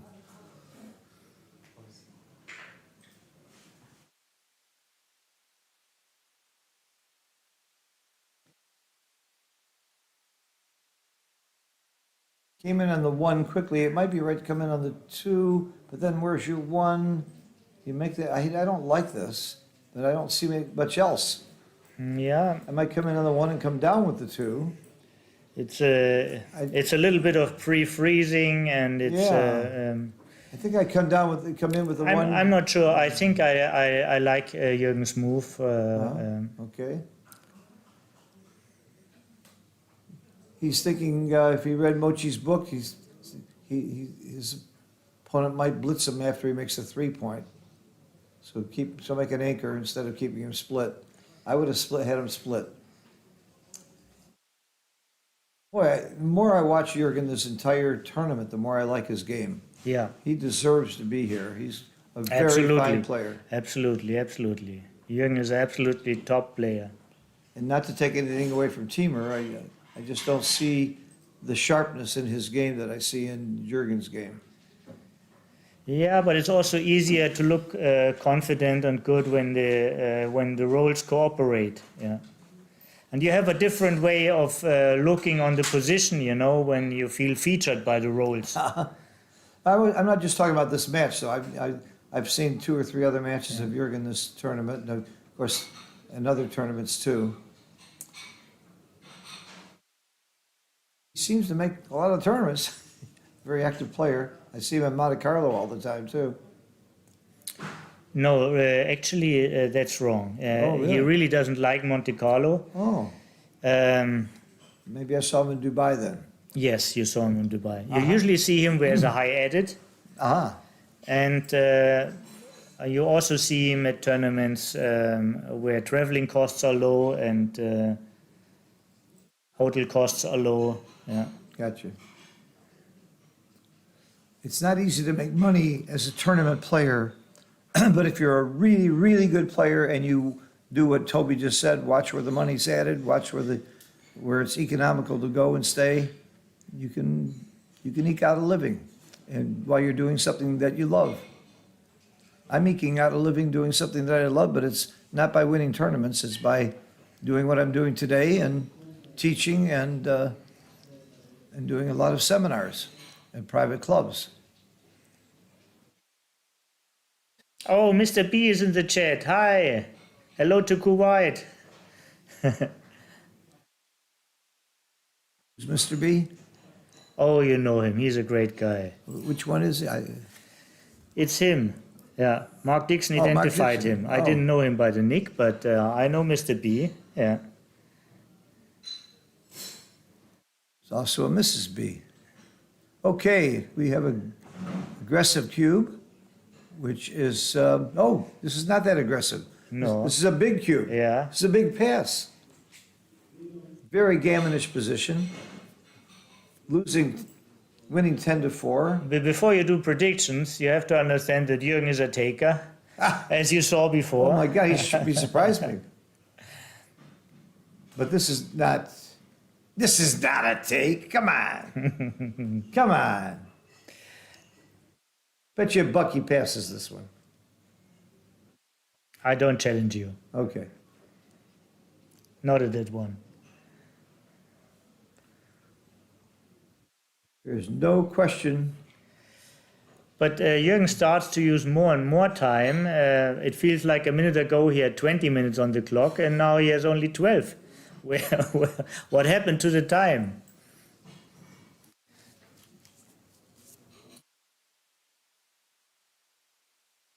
That's what I ask every day.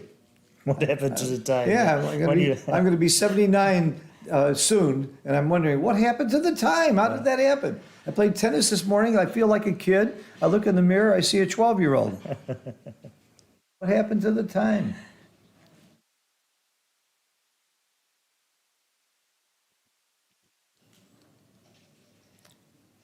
He took it. Oh, my goodness. It's just... Well, you can see he has a lot of good positioned points. Yeah, it might be a take, but this score, in a very gammonish game, I was past this. Wow, I can't wait to see what XG said. Yeah, don't forget, I'm sure Jürgen I'm still wrong. has Yeah, to. You're so good. Jürgen still has to make 7 points. How he's gonna make these points? And it's sometimes whenever he turns the cube, he might see a 4 cube. Whenever he gets the cube, yeah, he can control the level better.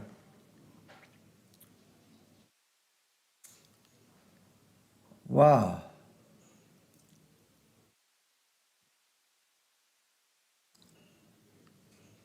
I was dropping that cube. I was betting he would too.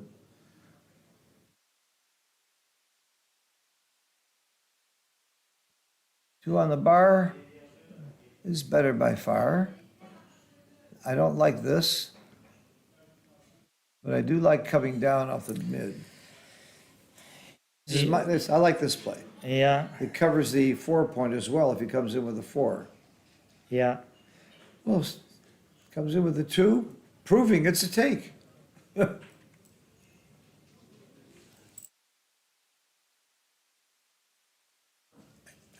Don't you have to hit? Well, you could also make the bar point, the opponent's bar point. You don't really need to blitz. I mean, even if he anchors, you know what? Then he has no timing. He can't hold his Yeah. anchor. So, But if you're playing gammon go and you're way behind, well, you get a lot of gammons with a 1-2 back game. Yeah, with a very bad timing, especially. Yeah. Jacques, who is commenting here with Phil? This is Mochi sitting next to me. He just has a funny German accent. Tobias Hellwig, my good friend, my roommate, my old good friend, and the great player who took number 3rd in the tournament. Tobias. Taking is a triple blunder. Thank you, Mr. Bray. I got one right, and Jürgen went a little too far this time. Chris, I'm so happy you're running these. I appreciate it. Even the 1 or 2 times I'm wrong, or 3 or 4 times. Tripper blunder. Wow.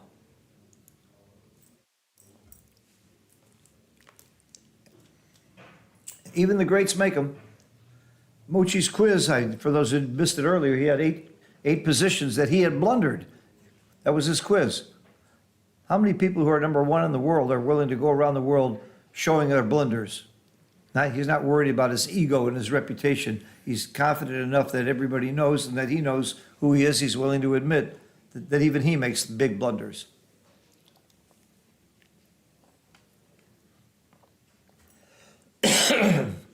I've known a lot of top players in a lot of different games and sports that are not that gracious. This is why Mochi is my number 1 pick on the Giant list every year.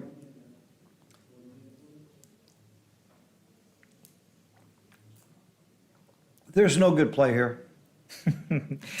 That's a valuable insight. So you think he just shouldn't? No, I think he should just spend not too much play. time, yeah. Let the clock run out. Just say, I'm sorry, this is disgusting. I can't do anything. Yeah, yeah. So Right. I mean, how much time you want to sacrifice for that move? You're right. They're all disgusting. They're all horrible. I wouldn't use too much time. Plus, I don't want to suffer this long. Hit and in for the builder. I like it coming in. That's not too deep. Bring it in. So, for example, if you bring it to the 14, here's like 3 more covers. Yeah, 18, 14 would be Yeah. 3 more covers. Bringing it to the Oh. bar, he would get less hit. Oh, look at this joker. Yeah. I So don't- there I don't- have been options. It actually was more necessary for Timo to think on that role than it was for Jürgen to think on the role previously. Uh-huh. But this isn't as much of a joker as I thought, not with those two blots on the ace and deuce. Yeah. To avoid, for example, there was a play to avoid double twos, which would have been like 22 to 18. But again, I wouldn't be worried about avoiding No, double you twos. don't. No, you're right. You This don't is need. not- This you know- is not a position you need to be. Right. No, you need to be worried. Yeah. There wasn't a roll that really killed me. I would rather, I think double one is the only roll that would have Right. really helped. You're not. Really help Jürgen. You're not worried about losing, but you're worried about maximizing your gammons, yeah, or maybe maximizing also your backgammons. They are there. They are only little, but they are there.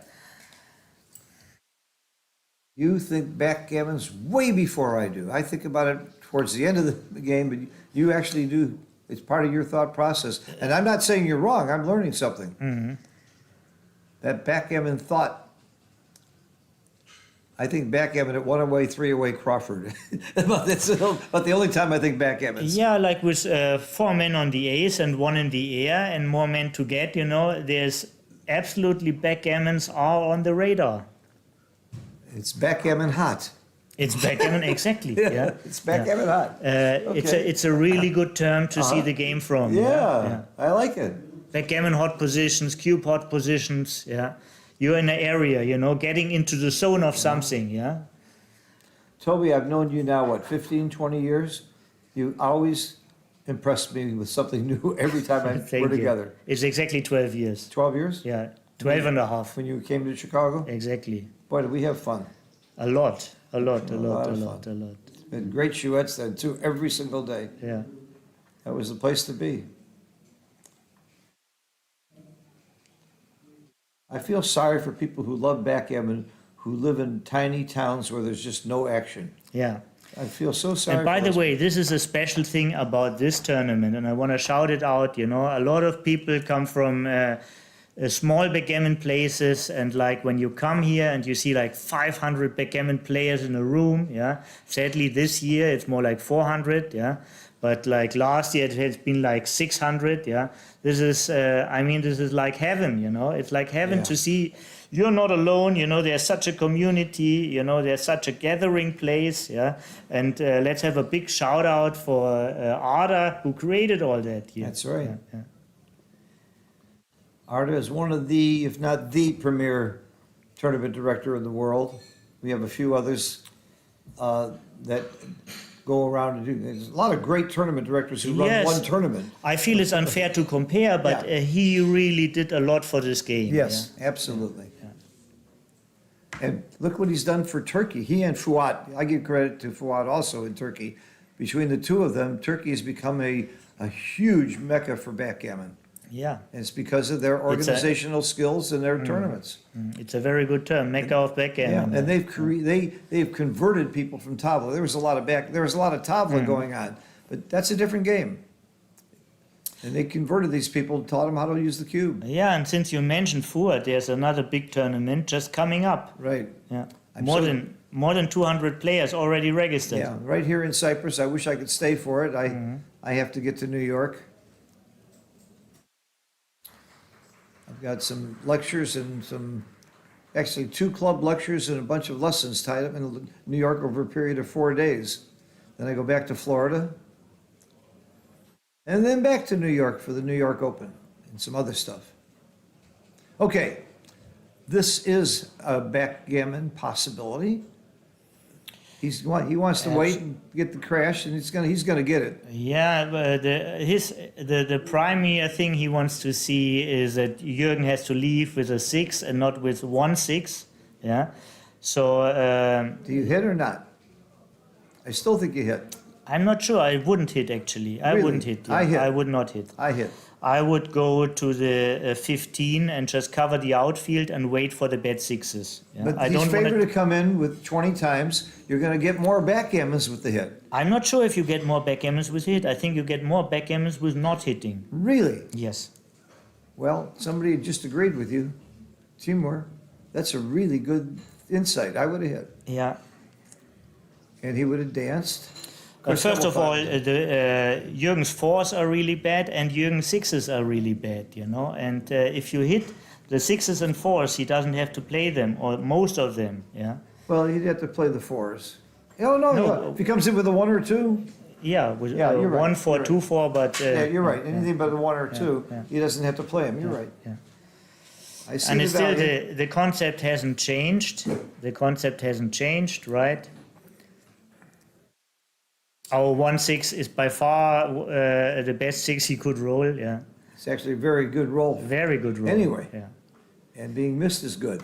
Oh, wow, and this is actually very bad. Well, He can't hit him. well, it This is really bad. hurts his It's very result. bad. Yeah. So you stack. That's equity down. I think you just, or maybe you don't worry about getting hit. Maybe you bring him in and just get hit. That's, I'm not sure. I like this play. He's saying, okay, hit me.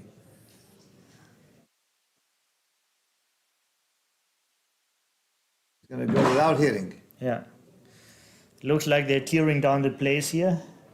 A lot of noise outside, but it stopped again. Yeah.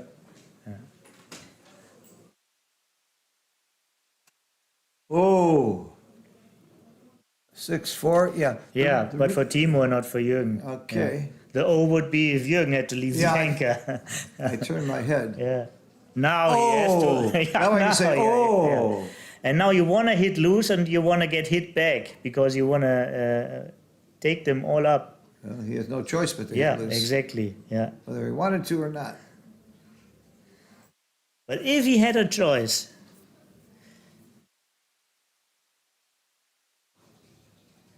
I tell you, yeah, you're right. There's the online backgammon, yeah, and there's like Terje is one of the big providers of online backgammon. With Backgammon Hero, Yep. you heard about that platform, yeah? No, of course, I've played Yeah. on it. Backgammon Heroes and Backgammon Galaxy have done a tremendous amount for improving and increasing backgammon popularity. Yeah, and awareness and putting the community By the way, together. Michael Niego mentioned he doesn't have much action in Toronto. Why don't you go to Flint, Michigan, a tiny little town in the middle of nowhere in Michigan, and there's tremendous backgammon action. So why is that? Because one person, Carol Cole, organized regular tournaments, kept it going, advertised it locally, got people to play, and people like Frank Talbot, Joe Sylvester, Ben Friesen, a whole bunch of other really good players have come out of that club. Dmitry Obukov, wasn't he also part of that club? Who? Dmitry Obukov? Oh, yeah, Dimitri. Yeah. Sure. He's one of the key figures in Absolutely. BMAB. Absolutely. So what it really takes is Michael Niego, don't complain, quit your job at the bank and start a backgammon club and promote it. In fact, you probably don't even have to quit your job. But what one person can do is just amazing. And Flint, Michigan is the classic example of that. And Carol Cole. Of course, how many people are like Carol Cole with her energy and her warmth and kindness? Everybody loves this woman. Warmth, kindness, dedication. Yeah, these Absolutely. are the ingredients. Yeah, that's what it takes. Yeah. But it takes it takes some local promotion. And look what's happening down in San Diego. There wasn't much going on there till Michael Pines and Frank Frigo's they've got it advertised everywhere. They got people coming. You get a free lesson when you show up. You don't have to pay hardly anything if you're a newcomer. They buy you dinner. And they're really growing. I think they had 50-something people at one of their weekly tournaments. Just take some promotion. Bill Davis did it for years in Chicago. So And- it looks like Jürgen is about to save the gammon, which is a tremendous job when you consider he had 4 guys on the ace, Yeah. a crunching position plus a guy in the air at one point. Yeah, You were talking backgammons. yeah, exactly. And Did Timur do anything wrong? I don't think that. technically, I think he can still win the race. Actually, Yeah. Jürgen. He should have hit that last checker. That's where it went wrong. Yeah. I still think he should have hit it. I would like to have another checker back right now. It all would have been different, yeah. But the key was probably the 6-1, yeah. When Yep. he Yeah. could freeze his checker Absolutely. without leaving the The anchor. 6-1 followed by the miss. Yeah. Oh, this was But also it big, ain't yeah. over yet. The fat lady ain't singing yet. Still gammons here. Oh, that's a great roll. Pick up your dice, hit the clock. There's no other play. You're not going to waste pips. Yeah, so if Timo is not rolling another set, He can still do it without rolling, if he doesn't roll a 1. It's going to be hard now. yeah, it's only 2-1 or a set for Timo. Either a set for Timo or Orlovsky or 2-1. Only 2-1. This is clearly not 2-1. 17 pips more. And it's 6-10, but 6-10 is not that bad. 6-10 is not that. He's only 4 points away. This is reaching distance, going for another break. Good advice. Yeah. Keep fresh. It's an important match. Yeah. Okay, they are taking the break, and again, I think Jurgen took a loose cube, and it looks like XG agreed. By the way, I forgot to mention a really great promoter in the United States, Patrick Gibson. He really grew the game tremendously in LA, and I'm sure I'm forgetting some other local people. Yeah, we haven't called them all. You haven't called them all, for sure. and I'll tell you, you really want to talk about how to grow backgammon. Look at Denmark. I mean, every bar had a club, and it still does. There's a tournament every day in Denmark, I'm told. So it just takes people getting out there, exposing the game, because when people see the game and learn how to play it, they love it. It's the best game there is. There's nothing that comes close, and I know because I played them all. Except I haven't played Go yet. It's too hard for me. Shogi I haven't played either. I understand Michi's a decent shogi player, and Mochi's a decent shogi player, and my good friend David Rockwell plays Othello, shogi, and Go, as well as a very good game of backgammon and chess. He's a man for all games. Okay, let's take a little break here. I'm going to rest my voice for so I can shout at people later. Yeah. Tonight there's a celebration at 9:30 at night, giving out the awards, and the celebrations that they do at these tournaments, we never do anything like this in the United States. I've never seen anything close to the way Arda and Fuat and some of these European tournaments, they make it into a huge party with music and drinks, and there's having champagne and beer Yeah, and and hors d'oeuvres, and it's really done right. They really make the winners feel like they have really accomplished something glorious. In the States, they hand you a trophy and a check and say goodbye. You know, nothing against it. It's just it's so such a positive and friendly atmosphere here, and everybody's clapping and screaming and patting the winners on the back, and there's dancing often. Often they play music and dancing. By the way, we do that in Jamaica too. The Jamaica tournaments they have a big celebration at the end, and they thank all the sponsors, and they have lots of good sponsors, and really let people feel happy, and we really celebrate our winners. So I'm not going to miss that. Okay, let's have a break. We are back in 5 minutes. Thank you, everybody. The Coke? Can I get you a Coke? I press this to make it mute. I don't know. Let Mente take care of that.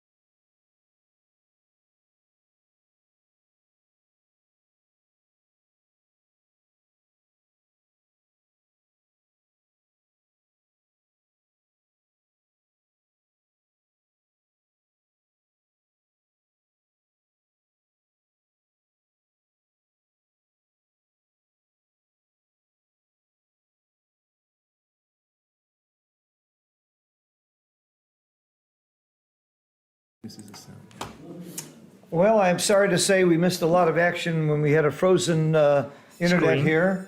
Look at, we've already got cube action, we've got a very advanced position here, and we've got a very strong position for Timur.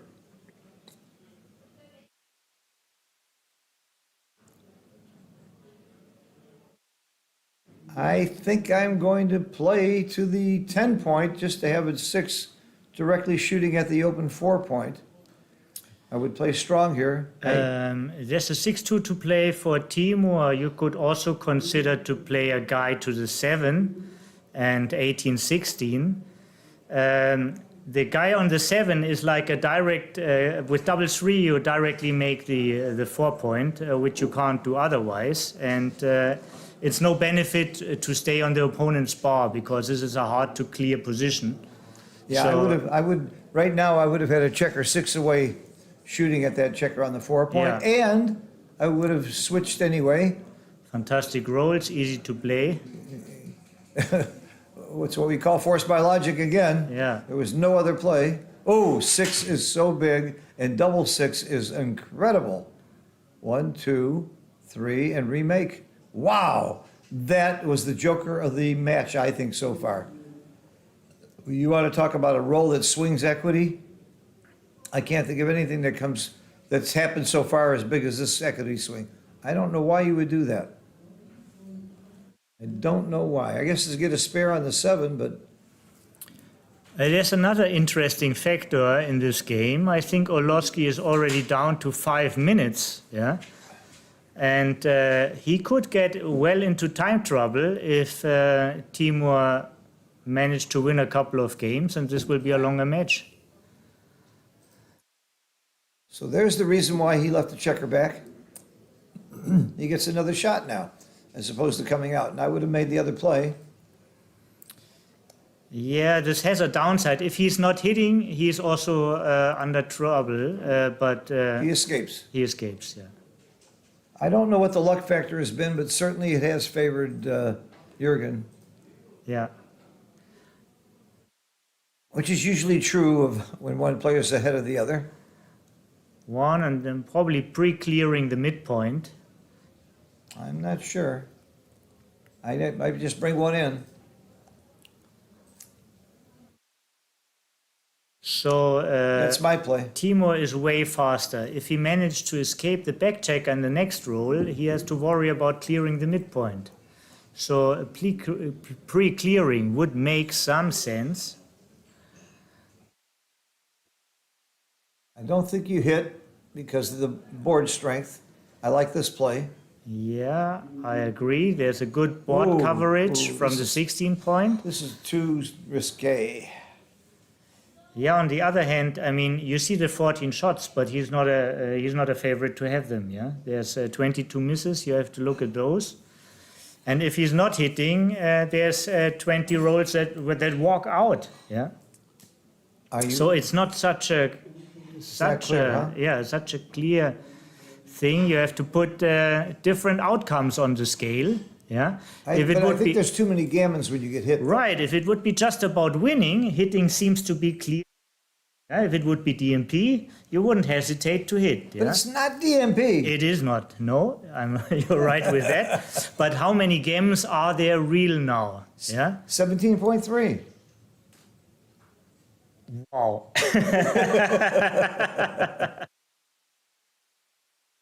He knows me enough to laugh. Some people don't laugh when I say stuff like that. Yeah. Like the joke with the guy who's the fastest calculator, but gets all the numbers wrong. He said, "I said only I'm fast, not that I'm right." Yeah. Well, in the Paul McGrill Memorial, I was the commentator and the master of ceremony. I talked about how I knew 4 people who could multiply 2 6-digit numbers in their head. Paul was one of them, Jake Jacobs, Art Benjamin, and me. The difference is they got the right answer.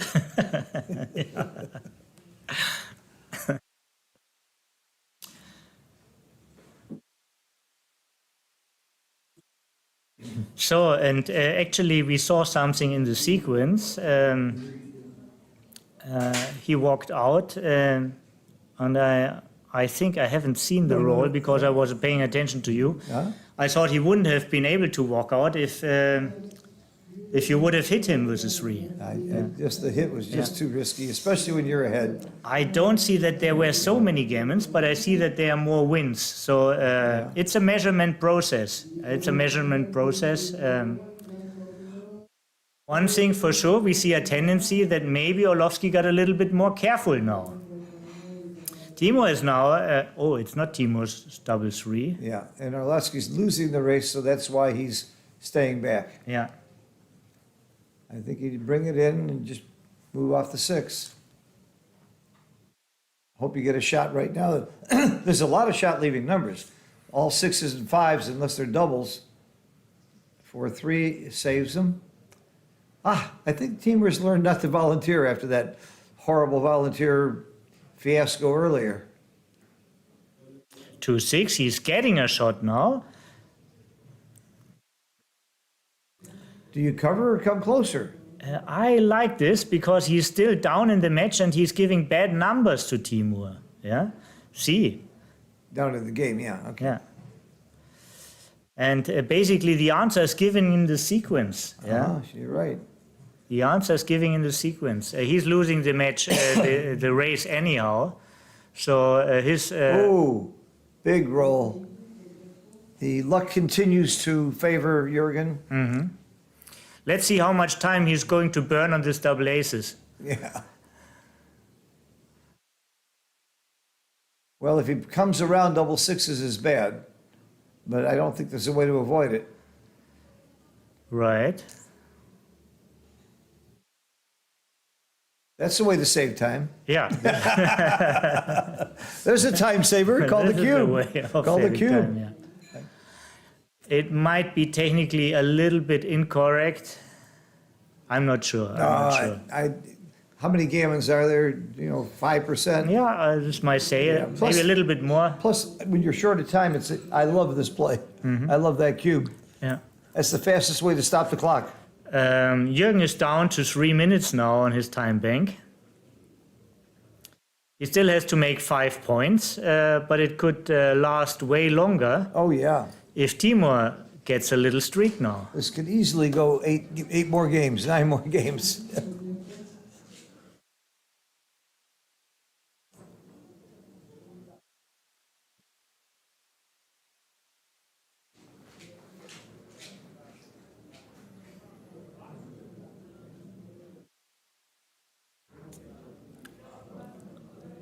Another big roll for Jürgen. He really climbed out of that game. Boy, that double 6 joker from the bar. And then he gets the shot first and hits it. The luck factor was just huge on his side. I remember saying these exact words in a match where Chris Rogers was just getting killed. He ended up being 1 away, 11 away. Crawford, 3.5% chance to win the match, and you know the rest of the story. He won it. I think this wasn't the right technique with the double 4, going for the 9 point.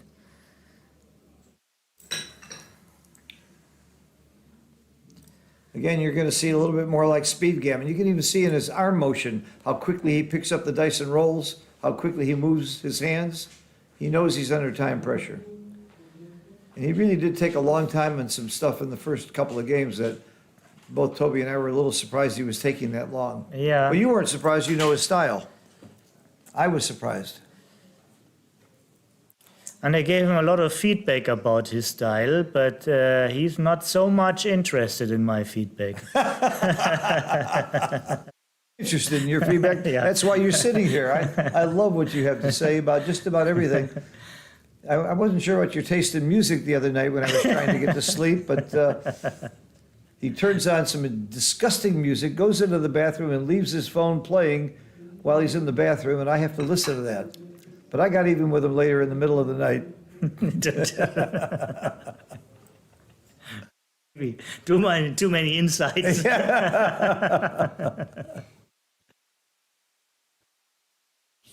So, thank you, Chris. Chris figured the position, and he said hitting was correct. Yeah, hitting on the end of the prime is a very natural concept of enlarging your prime and preventing your opponent from jumping. Yeah, and it just applied in this position as well. Yeah. Slotting the back of the prime, hitting the front of the prime. Yeah. Thematic. Look how quickly the motions are of Jürgen now. He can feel the time pressure. But that's another thing, you know. It was Jürgen who didn't hit, but he won the game anyhow. So that's another thing most people understand. A mistake only costs you equity, never the game, or almost never the game. It just costs you equity. Oh, I you hate know? that saying. I hate You're that winning saying. a little bit less, you know, or you're winning a little bit more when there's a change in the equity. But it's not like you're rated to lose or you should lose because of that play, you know. I disagree. I hate that concept completely. If you're losing equity in the long run, you're going to lose more games. Maybe you won't in the short run, but my thinking is you've got to make the right equity plays No, to come out ahead. No, Phil, you got me wrong. I absolutely agree with this. That's easy to agree, you know. But I mean, you shouldn't lose a particular game just because you lost a little bit of equity, you know. Yeah.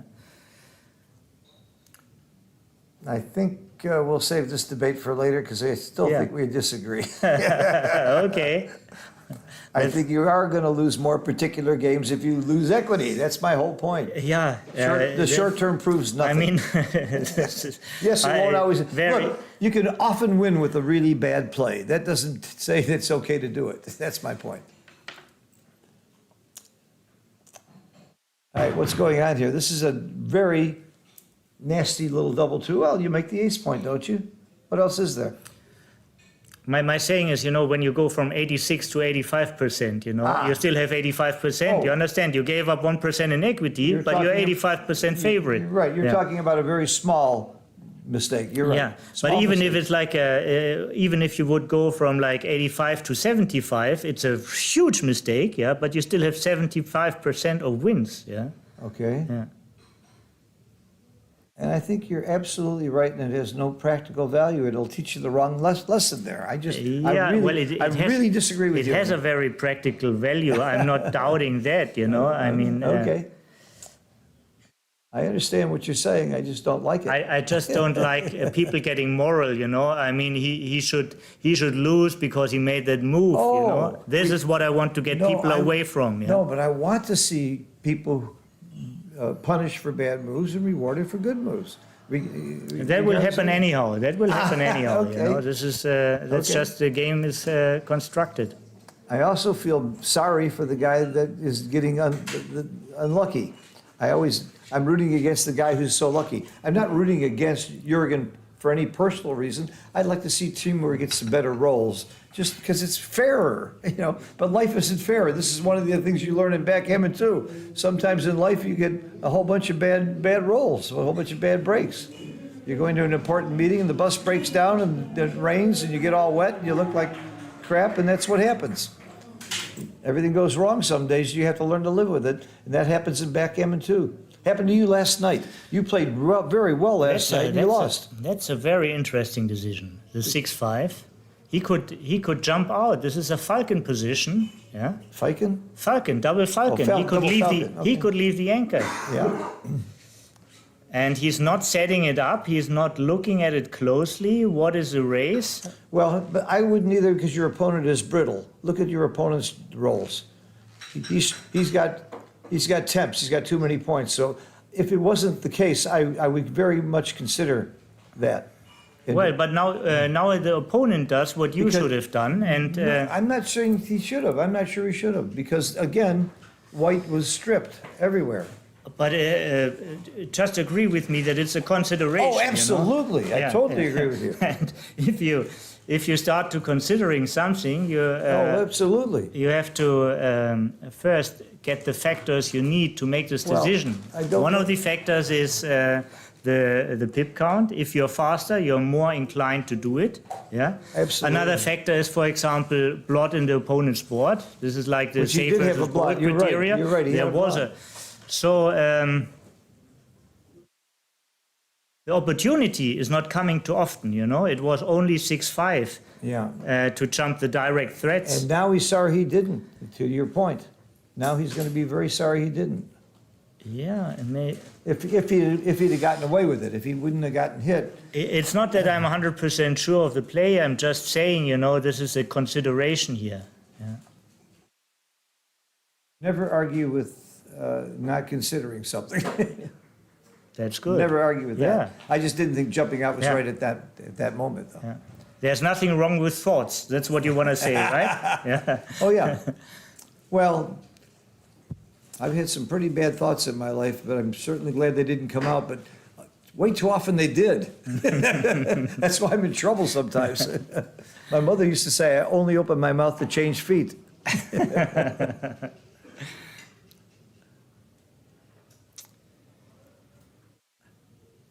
I like this play. I like keeping the outside point. This is pretty obvious. No, is he really going to do that? Well, again, he's at least he is considering, yeah. Yeah. And now, by the way, he burned another minute.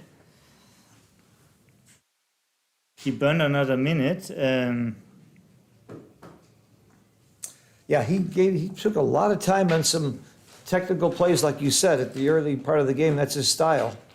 So he has to be used to playing speed gammon, and he's not playing speedy right now. I would not volunteer there. I wouldn't have done that. A lot of hitting covers. What a great play. Kept his board, and it pays off. Yeah. Do you cover, or do you reduce the shots? We have a saying in Germany: it's easy to stink when your trousers are full. It means when you have all the luck, it's easy to look genius. Yeah. But what do you do here with the one? I cover. Of course, I cover. Of course, I cover. You're giving him one more shot, Yeah.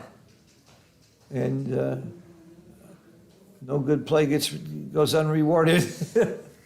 And again, the luck factor is still leaning in one direction in this match. Mm-hmm. And Jürgen may have a double soon, not too quickly because of the score. It may be a roll or two. Well, so far after the hit, it's a technical play on as long as the opponent spends time on the bar. Yeah. And as long as you don't give him double fives or any other five something. Yeah. This is a technical play on.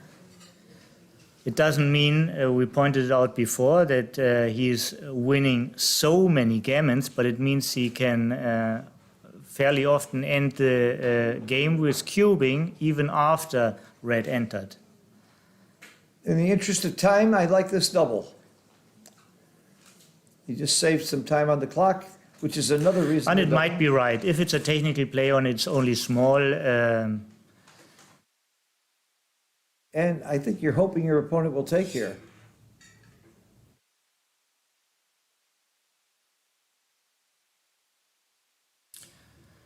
So what is it? I believe it's a pass even at this score. 20.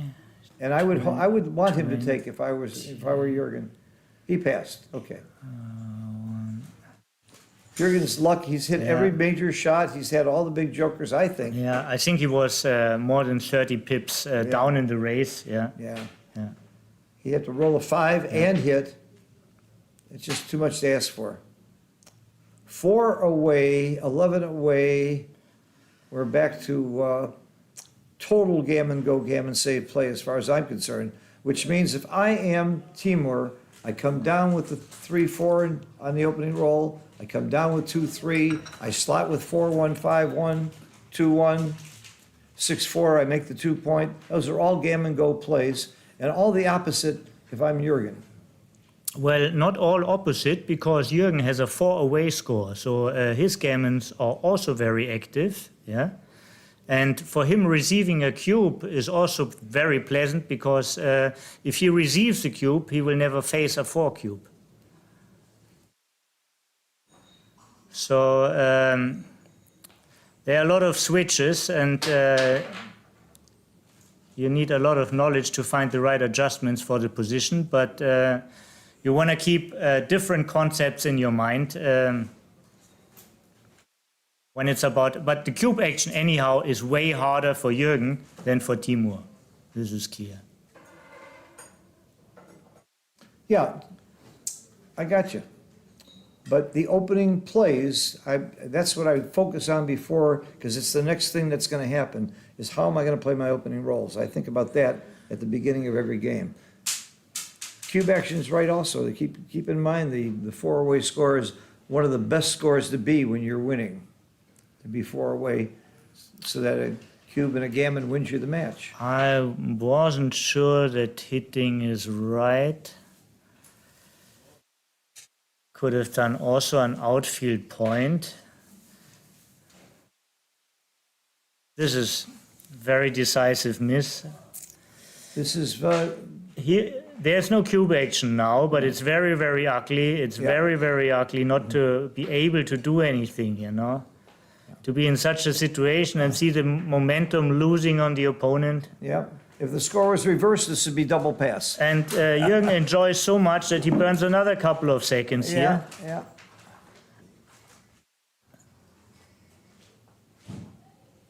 And he's blitzing. He is blitzing, and I can see why with all those blots around the board. Right. He wants to prevent his opponent from entering to have time to pick up the rest. And this time there is a reason to hit behind the anchor, to start points behind the anchor. But now it didn't work. It really didn't work. Now it's Timur's momentum. Wow, We Timur. finally saw Timur. I was feeling sorry that Timur wasn't getting any rolls. It just And swung. this is interesting. Should he make the point or should he hit? He can't do both. I hit. Put I a am not second checker sure. up. I hit. am not sure. I'm gammon go-ish, so I'm hitting here. Wow, this is a really interesting position here. I agree. Really interesting My position. last play is, I would have played up to the 4-point from the back, not give up my midpoint. Okay, he's bringing all his logistics frontward. Right. It's a little early on the double, I think. I like the thought process. I think so too. I think so too. But it's now I'm just thrilled as a watcher to see what's happening. You Yeah. know. But we It's know, not- I'm less analytic now. You know, I just enjoy the movement and the atmosphere. but we know Jürgen's a taker. That's another reason not to double right now. Yeah, very good point. Very, very good point. It's too soon. Yeah, he's not only a taker; he's also a eater. Yeah, every time he reaches for there, I think he's reaching for the cube. He's Yeah. reaching for fruit. I feel sometimes I lose kilos in a match. You know, Make but the 2-point I think or he's make the going 1-point. Which one do you make? point with hit with a point. Yeah, hit with a point must That- be the yeah, answer. that was the only one you could hit and point. Yeah, That's right. yeah. Okay. Keeping the momentum. I'm not sure you don't double now. I agree with you, and I'm not even sure what should. Well, again, I like Woolsey's law. If I were my Yeah, opponent, I if think I were that- Jürgen, would I take her pass? I'm not positive I think about the this. double is very easy. Yeah, he didn't double. I'm not sure what Jürgen should do. This is one of his worst, by the way. But Yeah. he- He had like a ton of pointing numbers and a ton of hitting numbers. Yeah. A really broad spectrum. A lot of aces were making the 5-point. Yeah. And some twos were making the 4-point, and all the other numbers are constructive anyhow. No, I don't like this play. I would make the 10-point because it blocks 2 points. The 11-point only secures the 5-point. Make the 10-point, and it stops the 6. So what's your This move? This is my move. Yeah. Okay, This I is like my it. move. I see it now. Yeah. It stops the 4, 6, and the 5. It also feels like me. It's better field control. Yeah. Yeah. He's reaching for more points. This is right. Yeah. Okay. Wow, what a big sequence. And now, what's going on now? I don't know why he hasn't doubled already. Now, he might be too late now. In fact, I think he is too late. Well, we saw Orlovsky taking one, and you mentioned he's a taker. Oh, And also my he's short of God. time, and he snap-taked it. I would snap drop this. He snap-take it. Wow. But this is another cursed role of Timur. Huh? This is almost. I mean, I don't take a side, and Orlovsky is a friend, but I mean, it's horrible to watch Timur's rolls. Yep, that's what I was saying earlier. I'm not rooting for Timur, but I'm rooting for fairness. Well, fairness is given anyhow, you know. They both have the same before the roll, but just the outcome of his rolls is so bad. Well, actually, I like coming up here. I like getting off the 23 point. And then the 3, I would just simply put in the 8 point. Yeah, for example, if he enters with a 5 and he would make the 8 point, you don't want to be stuck on the 23. I like this play too. Yeah. This play's fine. At least the 3 was also, Yeah. or maybe the 2. At least one of them. Yeah. Maybe both. Well, this is nothing very particularly productive for Jürgen either. Yeah, but he was certainly the winner of the sequence. Yeah, I mean, yeah. certainly the winner of the sequence. This goes to the 11, I guess. Yeah, there's no hit, so you just go around.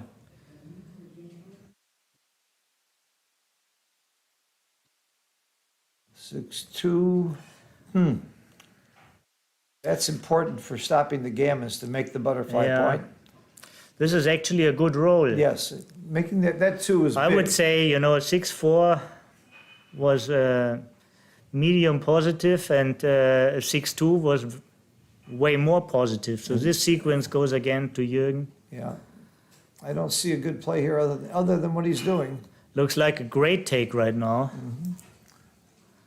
That's 2 cubes in a row that I would have passed as the leader that Jürgen took. I'd like to have him in my chouette. I think you could convince him. That's an insult. I think you could convince him. I had to think about that for just a second.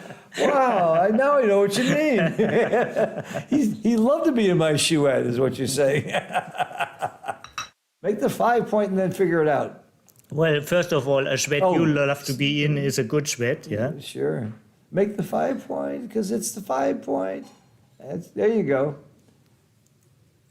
There you go. This play, I think, is forced.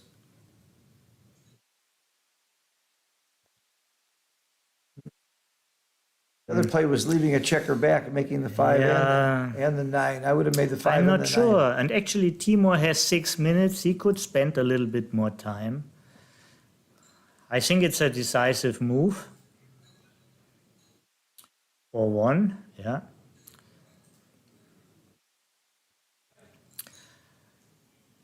The good news is for Timur, he gained on winning percentage. The bad news is it's almost no gammons. It's almost no gammons.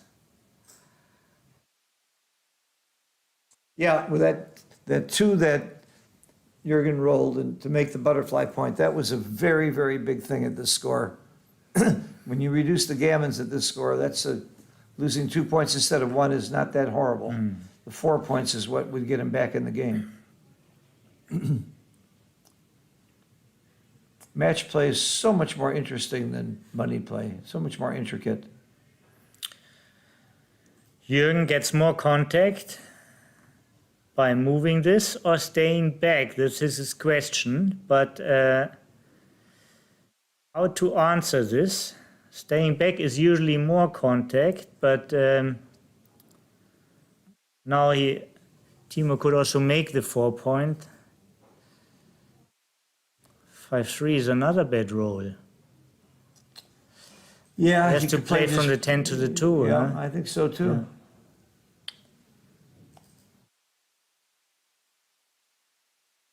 There's a good roll. He's not coming out because he's losing the race. I like this play. I liked actually to make the bar point because there could be a shot any time, and if you hit it, you don't want to be with 2 blots. Yeah, the bar point is a serious point. It's almost as good as a 7 point. Yeah, almost.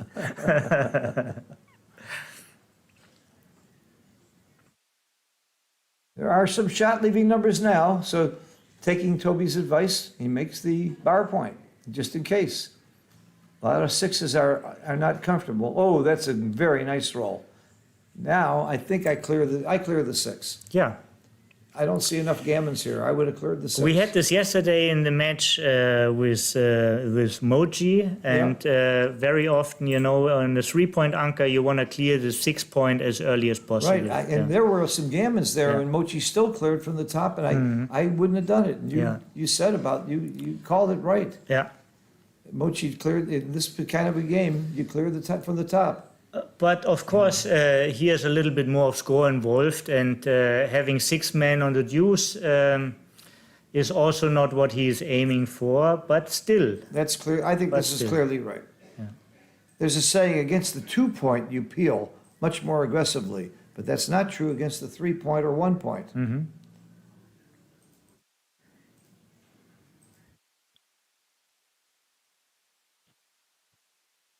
If you take one off, where are your threes? They're still good. Yeah, I would take one off Yeah. and go to the ace. No, if you take one off, you go to the 2. And go to the 2, yeah. Yeah. I wouldn't be afraid to do this. You've got 2s, 1s, 3, you got everything plays. And you get a checker off. Yep, everything plays. He's figuring it out. Yeah, yeah. I mean, in a sequence there could be bad numbers, but right away there are none. So The alternative is 2 to the ace or 1 to the ace and 1 to the 2. Why not get a checker off? See, now you have some bad rolls right away also. 2 bad numbers. It's 5-6 and 6-5. On the other hand of the spectrum, you have like 2-1 as a double joker, one. but 2-1 does less than 6-5 hurts you. Yeah. So Oh, that's a good way to compare it, yeah. Yeah. How bad do the bad rolls hurt you and how good do the good rolls help you, and compare the two. Wow.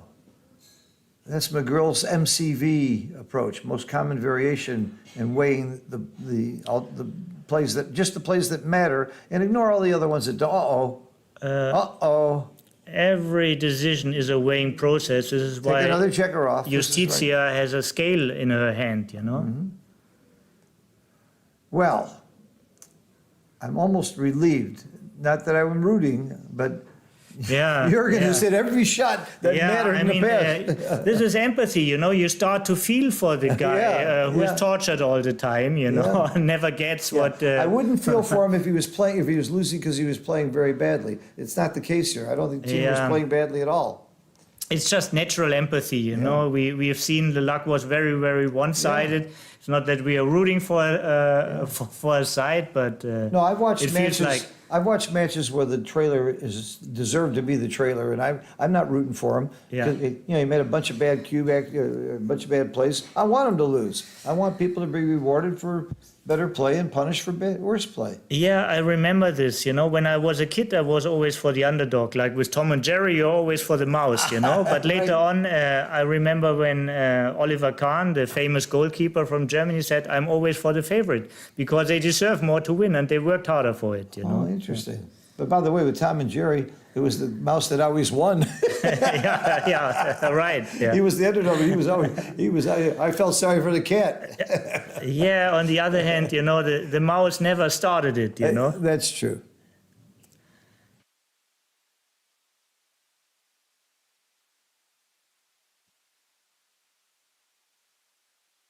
Okay, we have 4 away, 9 away. Certainly not out of the realm of reach for the trailer to win this match. So are they hedging? What's going on?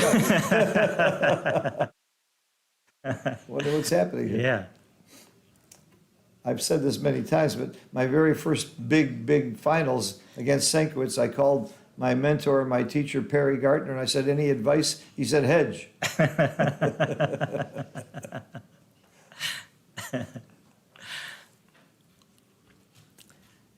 Did you manage to get a hedge with Stankiewicz? I asked, and he wouldn't hedge, and I won the match, and I outplayed him, but by just a little bit. Just a little. And I saw Senkowitz about a month ago in New York. We were Actually, we were playing together, but we were out in the park during a game where I was playing. He was kibitzing, and we joked about it. He was very friendly about it. We joked about it.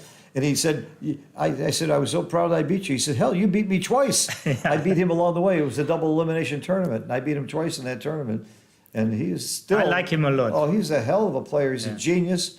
And I understand he's a tremendous ping pong player, chess player, bridge player. I mean, this guy's a genius at everything, Sankiewicz. And he was the #1 giant at one point. And it was the Michigan tournament. At the time, it was the biggest tournament in the United States. And now it's another tournament called the New York Open that I'm going to. I hope to win that tournament so I can win the 2 biggest tournaments in the United States. It would be something if I can win it. Yeah, you won Novi, right? I won Novi. That was where I beat Sankiewicz. My favorite tournament win ever, though, was Charlotte. Because I beat Carter in the finals. Oh, did that feel good? And naturally, we were playing only for the trophy. Because Carter and I have a long-standing love-hate relationship. Every tournament that we're at, we bet $100 who goes further, but we take 10% of each other. Every tournament. And I did happen to miss one tournament called the Cyprus, the Merit Open at Cyprus, where I would have had 10% of them. I didn't make it that year, and the son of a gun wins it. I think he did it just to spite me. Yeah, that was the only reason. Yeah, he beat Travi in the finals. Talk about a win. Wow. Yeah, I was present at that one. Yeah, and I think we made Carter pretty happy. Carter, I hope you're still happy. I know you are. He's one of the happier guys I know. Even though he's been sick lately, I was with him not too long ago, and he's just has great spirits. Carter, I'm coming to Los Angeles, and I hope to see you there. I'm sure you're in the chat. Or New York. Or you listen to it later, you know. Yeah, or you're going to come to Los Angeles and New York. Yes. They're right near each other. Yeah, right, within 5,000 miles of each other. Actually, I think it's 3,000 miles, isn't it? What's the width of the United States? It should be like 3,000 miles, 5,000 kilometers, I think. You know. Okay. Yeah. Well, kilometers don't count. Yeah. They don't. That doesn't count. Or only in Europe and the rest of the world. I call them kilometers. Kilometers. Kilometers. You call them kilometers. Huh? Okay. We have a more exciting match now. We really, Timur is far from out of this match. He's come from behind before. He's got 9 wins in a row. That's 10 in a row is 1,000 to 1. So if he wins this, it will be 1,000 to 1 odds of winning 10 in a row, assuming 50-50 partners. And the reason I remember this is because we have a 1,000 to 1 club in Chicago, and I think I had 12 wins one time and 10 another, but the record was held by Matt Cohn-Geyer. Mm-hmm. I think he had 19. 23? Okay. I thought it was 19, but I stopped his record. I was the one that beat him and stopped him from continuing the record. It was one of my favorite wins against Matt.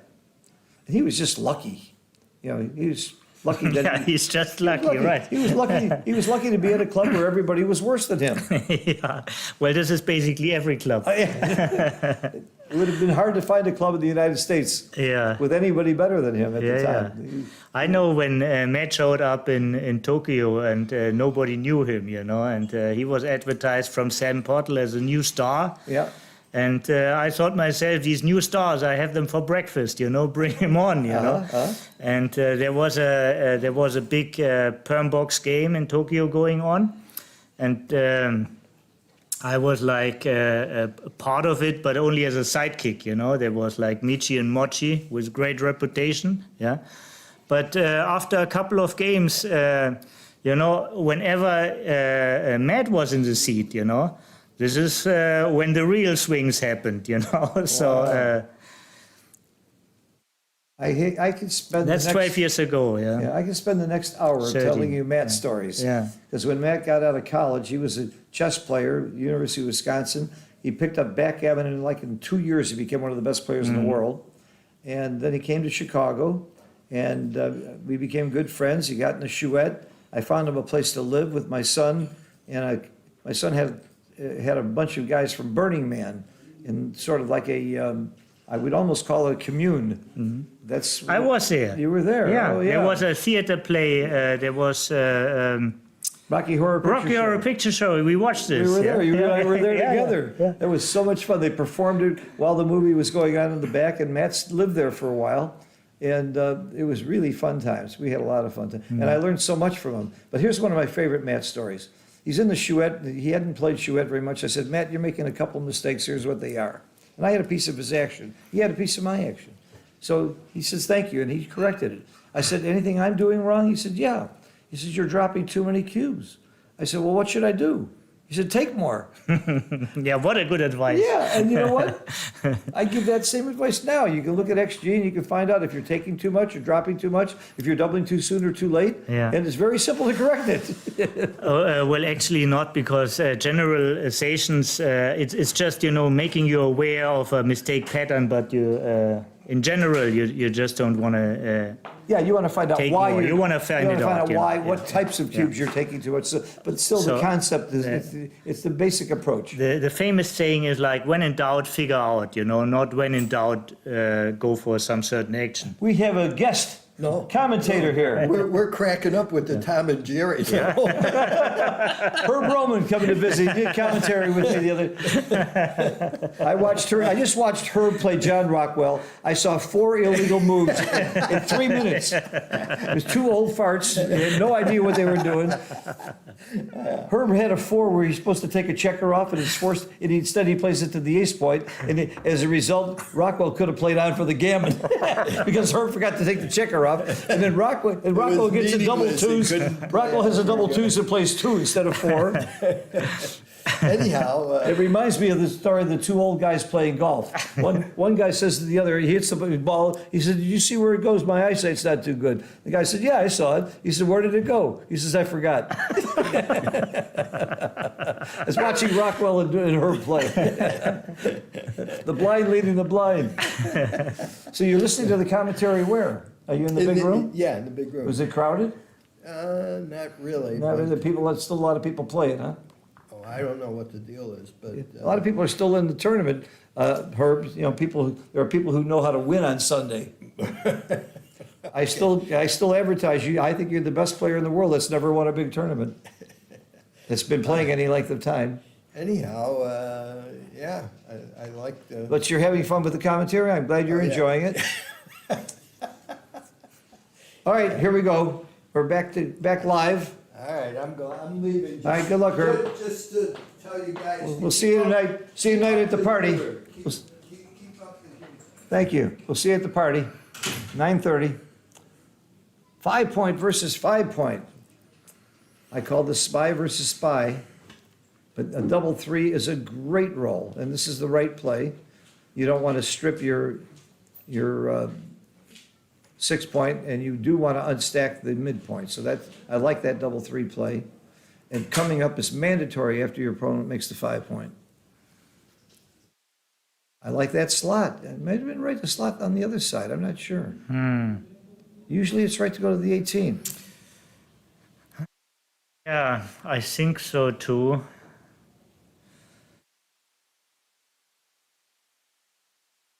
I see somebody mentioned Sebastian Wilkinson is a great commentator. I totally agree. I've been playing tennis with Sebastian every morning. I keep asking him to come join me. I think he's fantastic, and he's been too busy. He's playing, he's giving lessons, he's winning too much. That's why he's not a good commentator. He wins too much when he plays, so he's not around. That's not my problem. Yeah, the I took problem. care of that problem, right. Yeah, Sebastian's great. He's one of the top commentators. I love the way he explains things. And Toby's one of the top too. Here I am. And I got to be with Thomas Tenlin and Mochi and Herb. I've got some real talent with me when I commentate.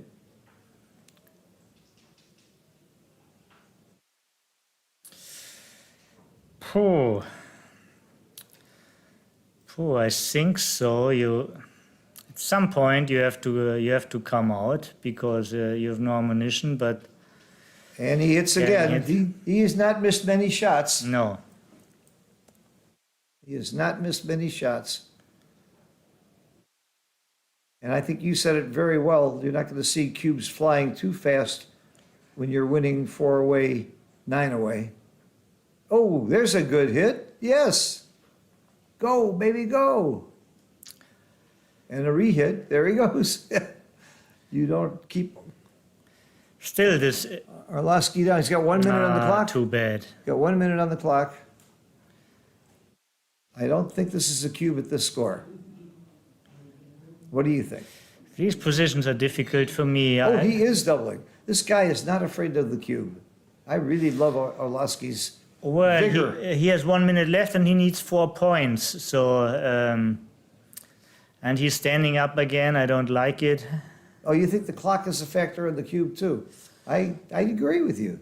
But you think that factors into his mind? I think it plays some role, you know. I don't know how big of a Yeah. factor it is in his All right, thinking, but Are you taking this cube? At this score, I am. He did. I like the take. You got to gamble.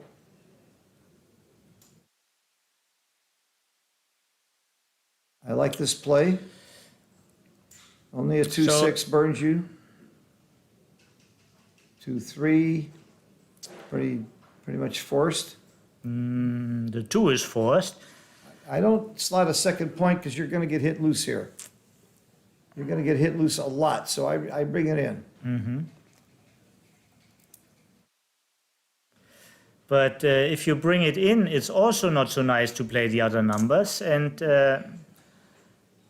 Now you're getting pointed on, aren't you?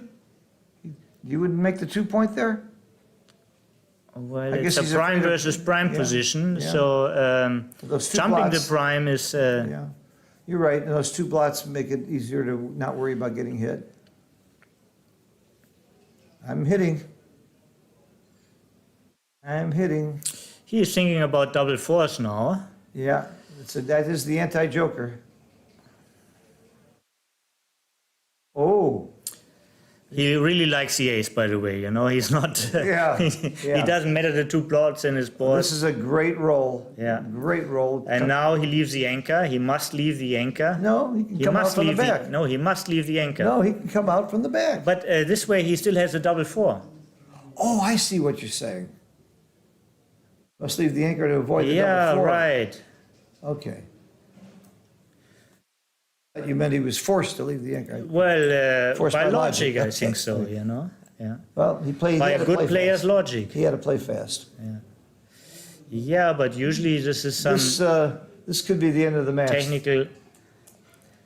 I mean, the better you are, the better your position, the more you're focused on anti-jokers. I hear you.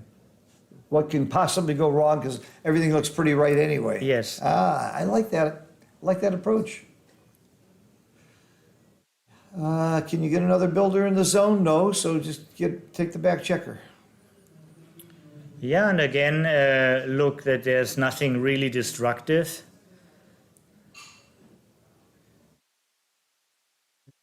You have to hit with a 1, 6, or an 8. Or Not a 7 7. doesn't hit. No, but you bring another builder in the zone. He did. And Timo really needs a 3 now. Oh, it's huge. He really needs a 3 now. It's huge. This could be the end of the match if he doesn't roll a 3. Oh, he cocks a 3. Only in He America. cocks a 3. Only in America No, that only counts. in Europe. In America, that counts. Yeah, I said only in America that counts. Yeah. Uh-oh. Switch. To go to the ace. See, this is what Chris says. It's not so clear with the take because of the 4-way score. Uh-huh. He says it was a big pass, actually. It were too many gammons. Ah. But people tend to be desperate when they're losing by a lot. and Yeah, but make this is not mistakes a like- winning attitude, being desperate. right. You know, you have to get rid of it for at least one decisive match. Uh-oh. You talked about double 4s, didn't you? It was- Well, you did in the match of Kazuki. What did you do to this guy? Poor Kazuki. Yeah, it happens all the time. Oops, there it is. Oh, 6-5. That's the end. Double 5 is a hitting number, by the way. Oh, no. Ah. Double Oh, this six. leaves a shot. No, it doesn't. It doesn't. Exactly. Yeah, it's the right, it was the right He spot. just chose the right spot to. Oh, I to think have we're it gonna be. have a champion. I think we're gonna have a champion right after this game. He came in with all the numbers. Yeah. There is a small chance to save the gammon. If he saves the gammon, he's not in very good shape anyway, so. No, but he really wants to save. Of course he does. And the double 4. Oh, boy. You see this delightful way of moving? I don't like that too much, actually.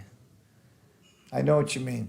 Yeah. It's almost like rubbing it in a little bit. You're right, Yeah, exactly. Yeah, Yeah. yeah, play quickly. This match is over. We have a new champion, Jürgen Orlowski from Germany. Yeah. Are there any other good players in Germany besides him and you? How about Dirk and how about Johannes? You mean Johannes Levermann? I think he's living in Oh, Switzerland. he's living in Switzerland? He used to be like giant And number Ralph, 1. Ralph Jonas? Rolf Jonas is a great player. Mario Kühl, who is here. yeah, Kimon Mario, wow. Papadopoulos. Great yeah. match, great. Markus Reinhardt, who commented with you. Yeah, yes. give a big hand for Jürgen. He played well.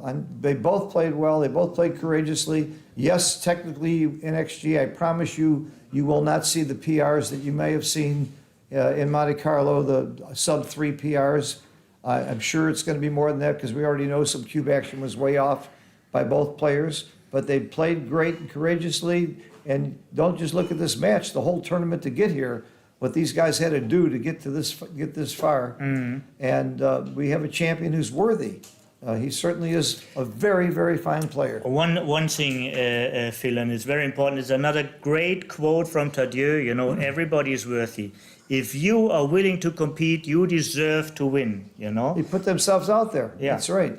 The outcome, the outcome will happen by probability. But as long as you want to join in the competition, you deserve to win also. Yeah. I want to make sure we acknowledge Arda, the tournament director and promoter who put this all together, who's done so much for backgammon. Mate, who's been in charge of the streaming. I want to thank Toby so much for not just being my good friend and roommate, but for all the help in the commentary and the insights that he's given. I think I learned one thing, or two things from you, maybe even. Really? Maybe But- five. but you maybe forgot. 5 or But you 6. for- you forgot. But I had fun. I enjoyed it. I hope you guys enjoyed the Yeah. commentary and enjoyed the matches. And support your tournament director, whoever they are, and your local club people. They're heroes for this game. They're what is making this game grow. And hit the like button, and we'll see you in New York, LA, or wherever you go. Where's the tournament in Austria coming up? Solange Open, right? Yeah. Yeah, in 2 weeks. And thank you all for watching. Next week in Cyprus. Thank We'll you see very you much. soon. It was Thank an you. honor. It was an honor and pleasure with you. It was Phil. an honor to be here with you also, Toby. Goodbye, everybody. Bye.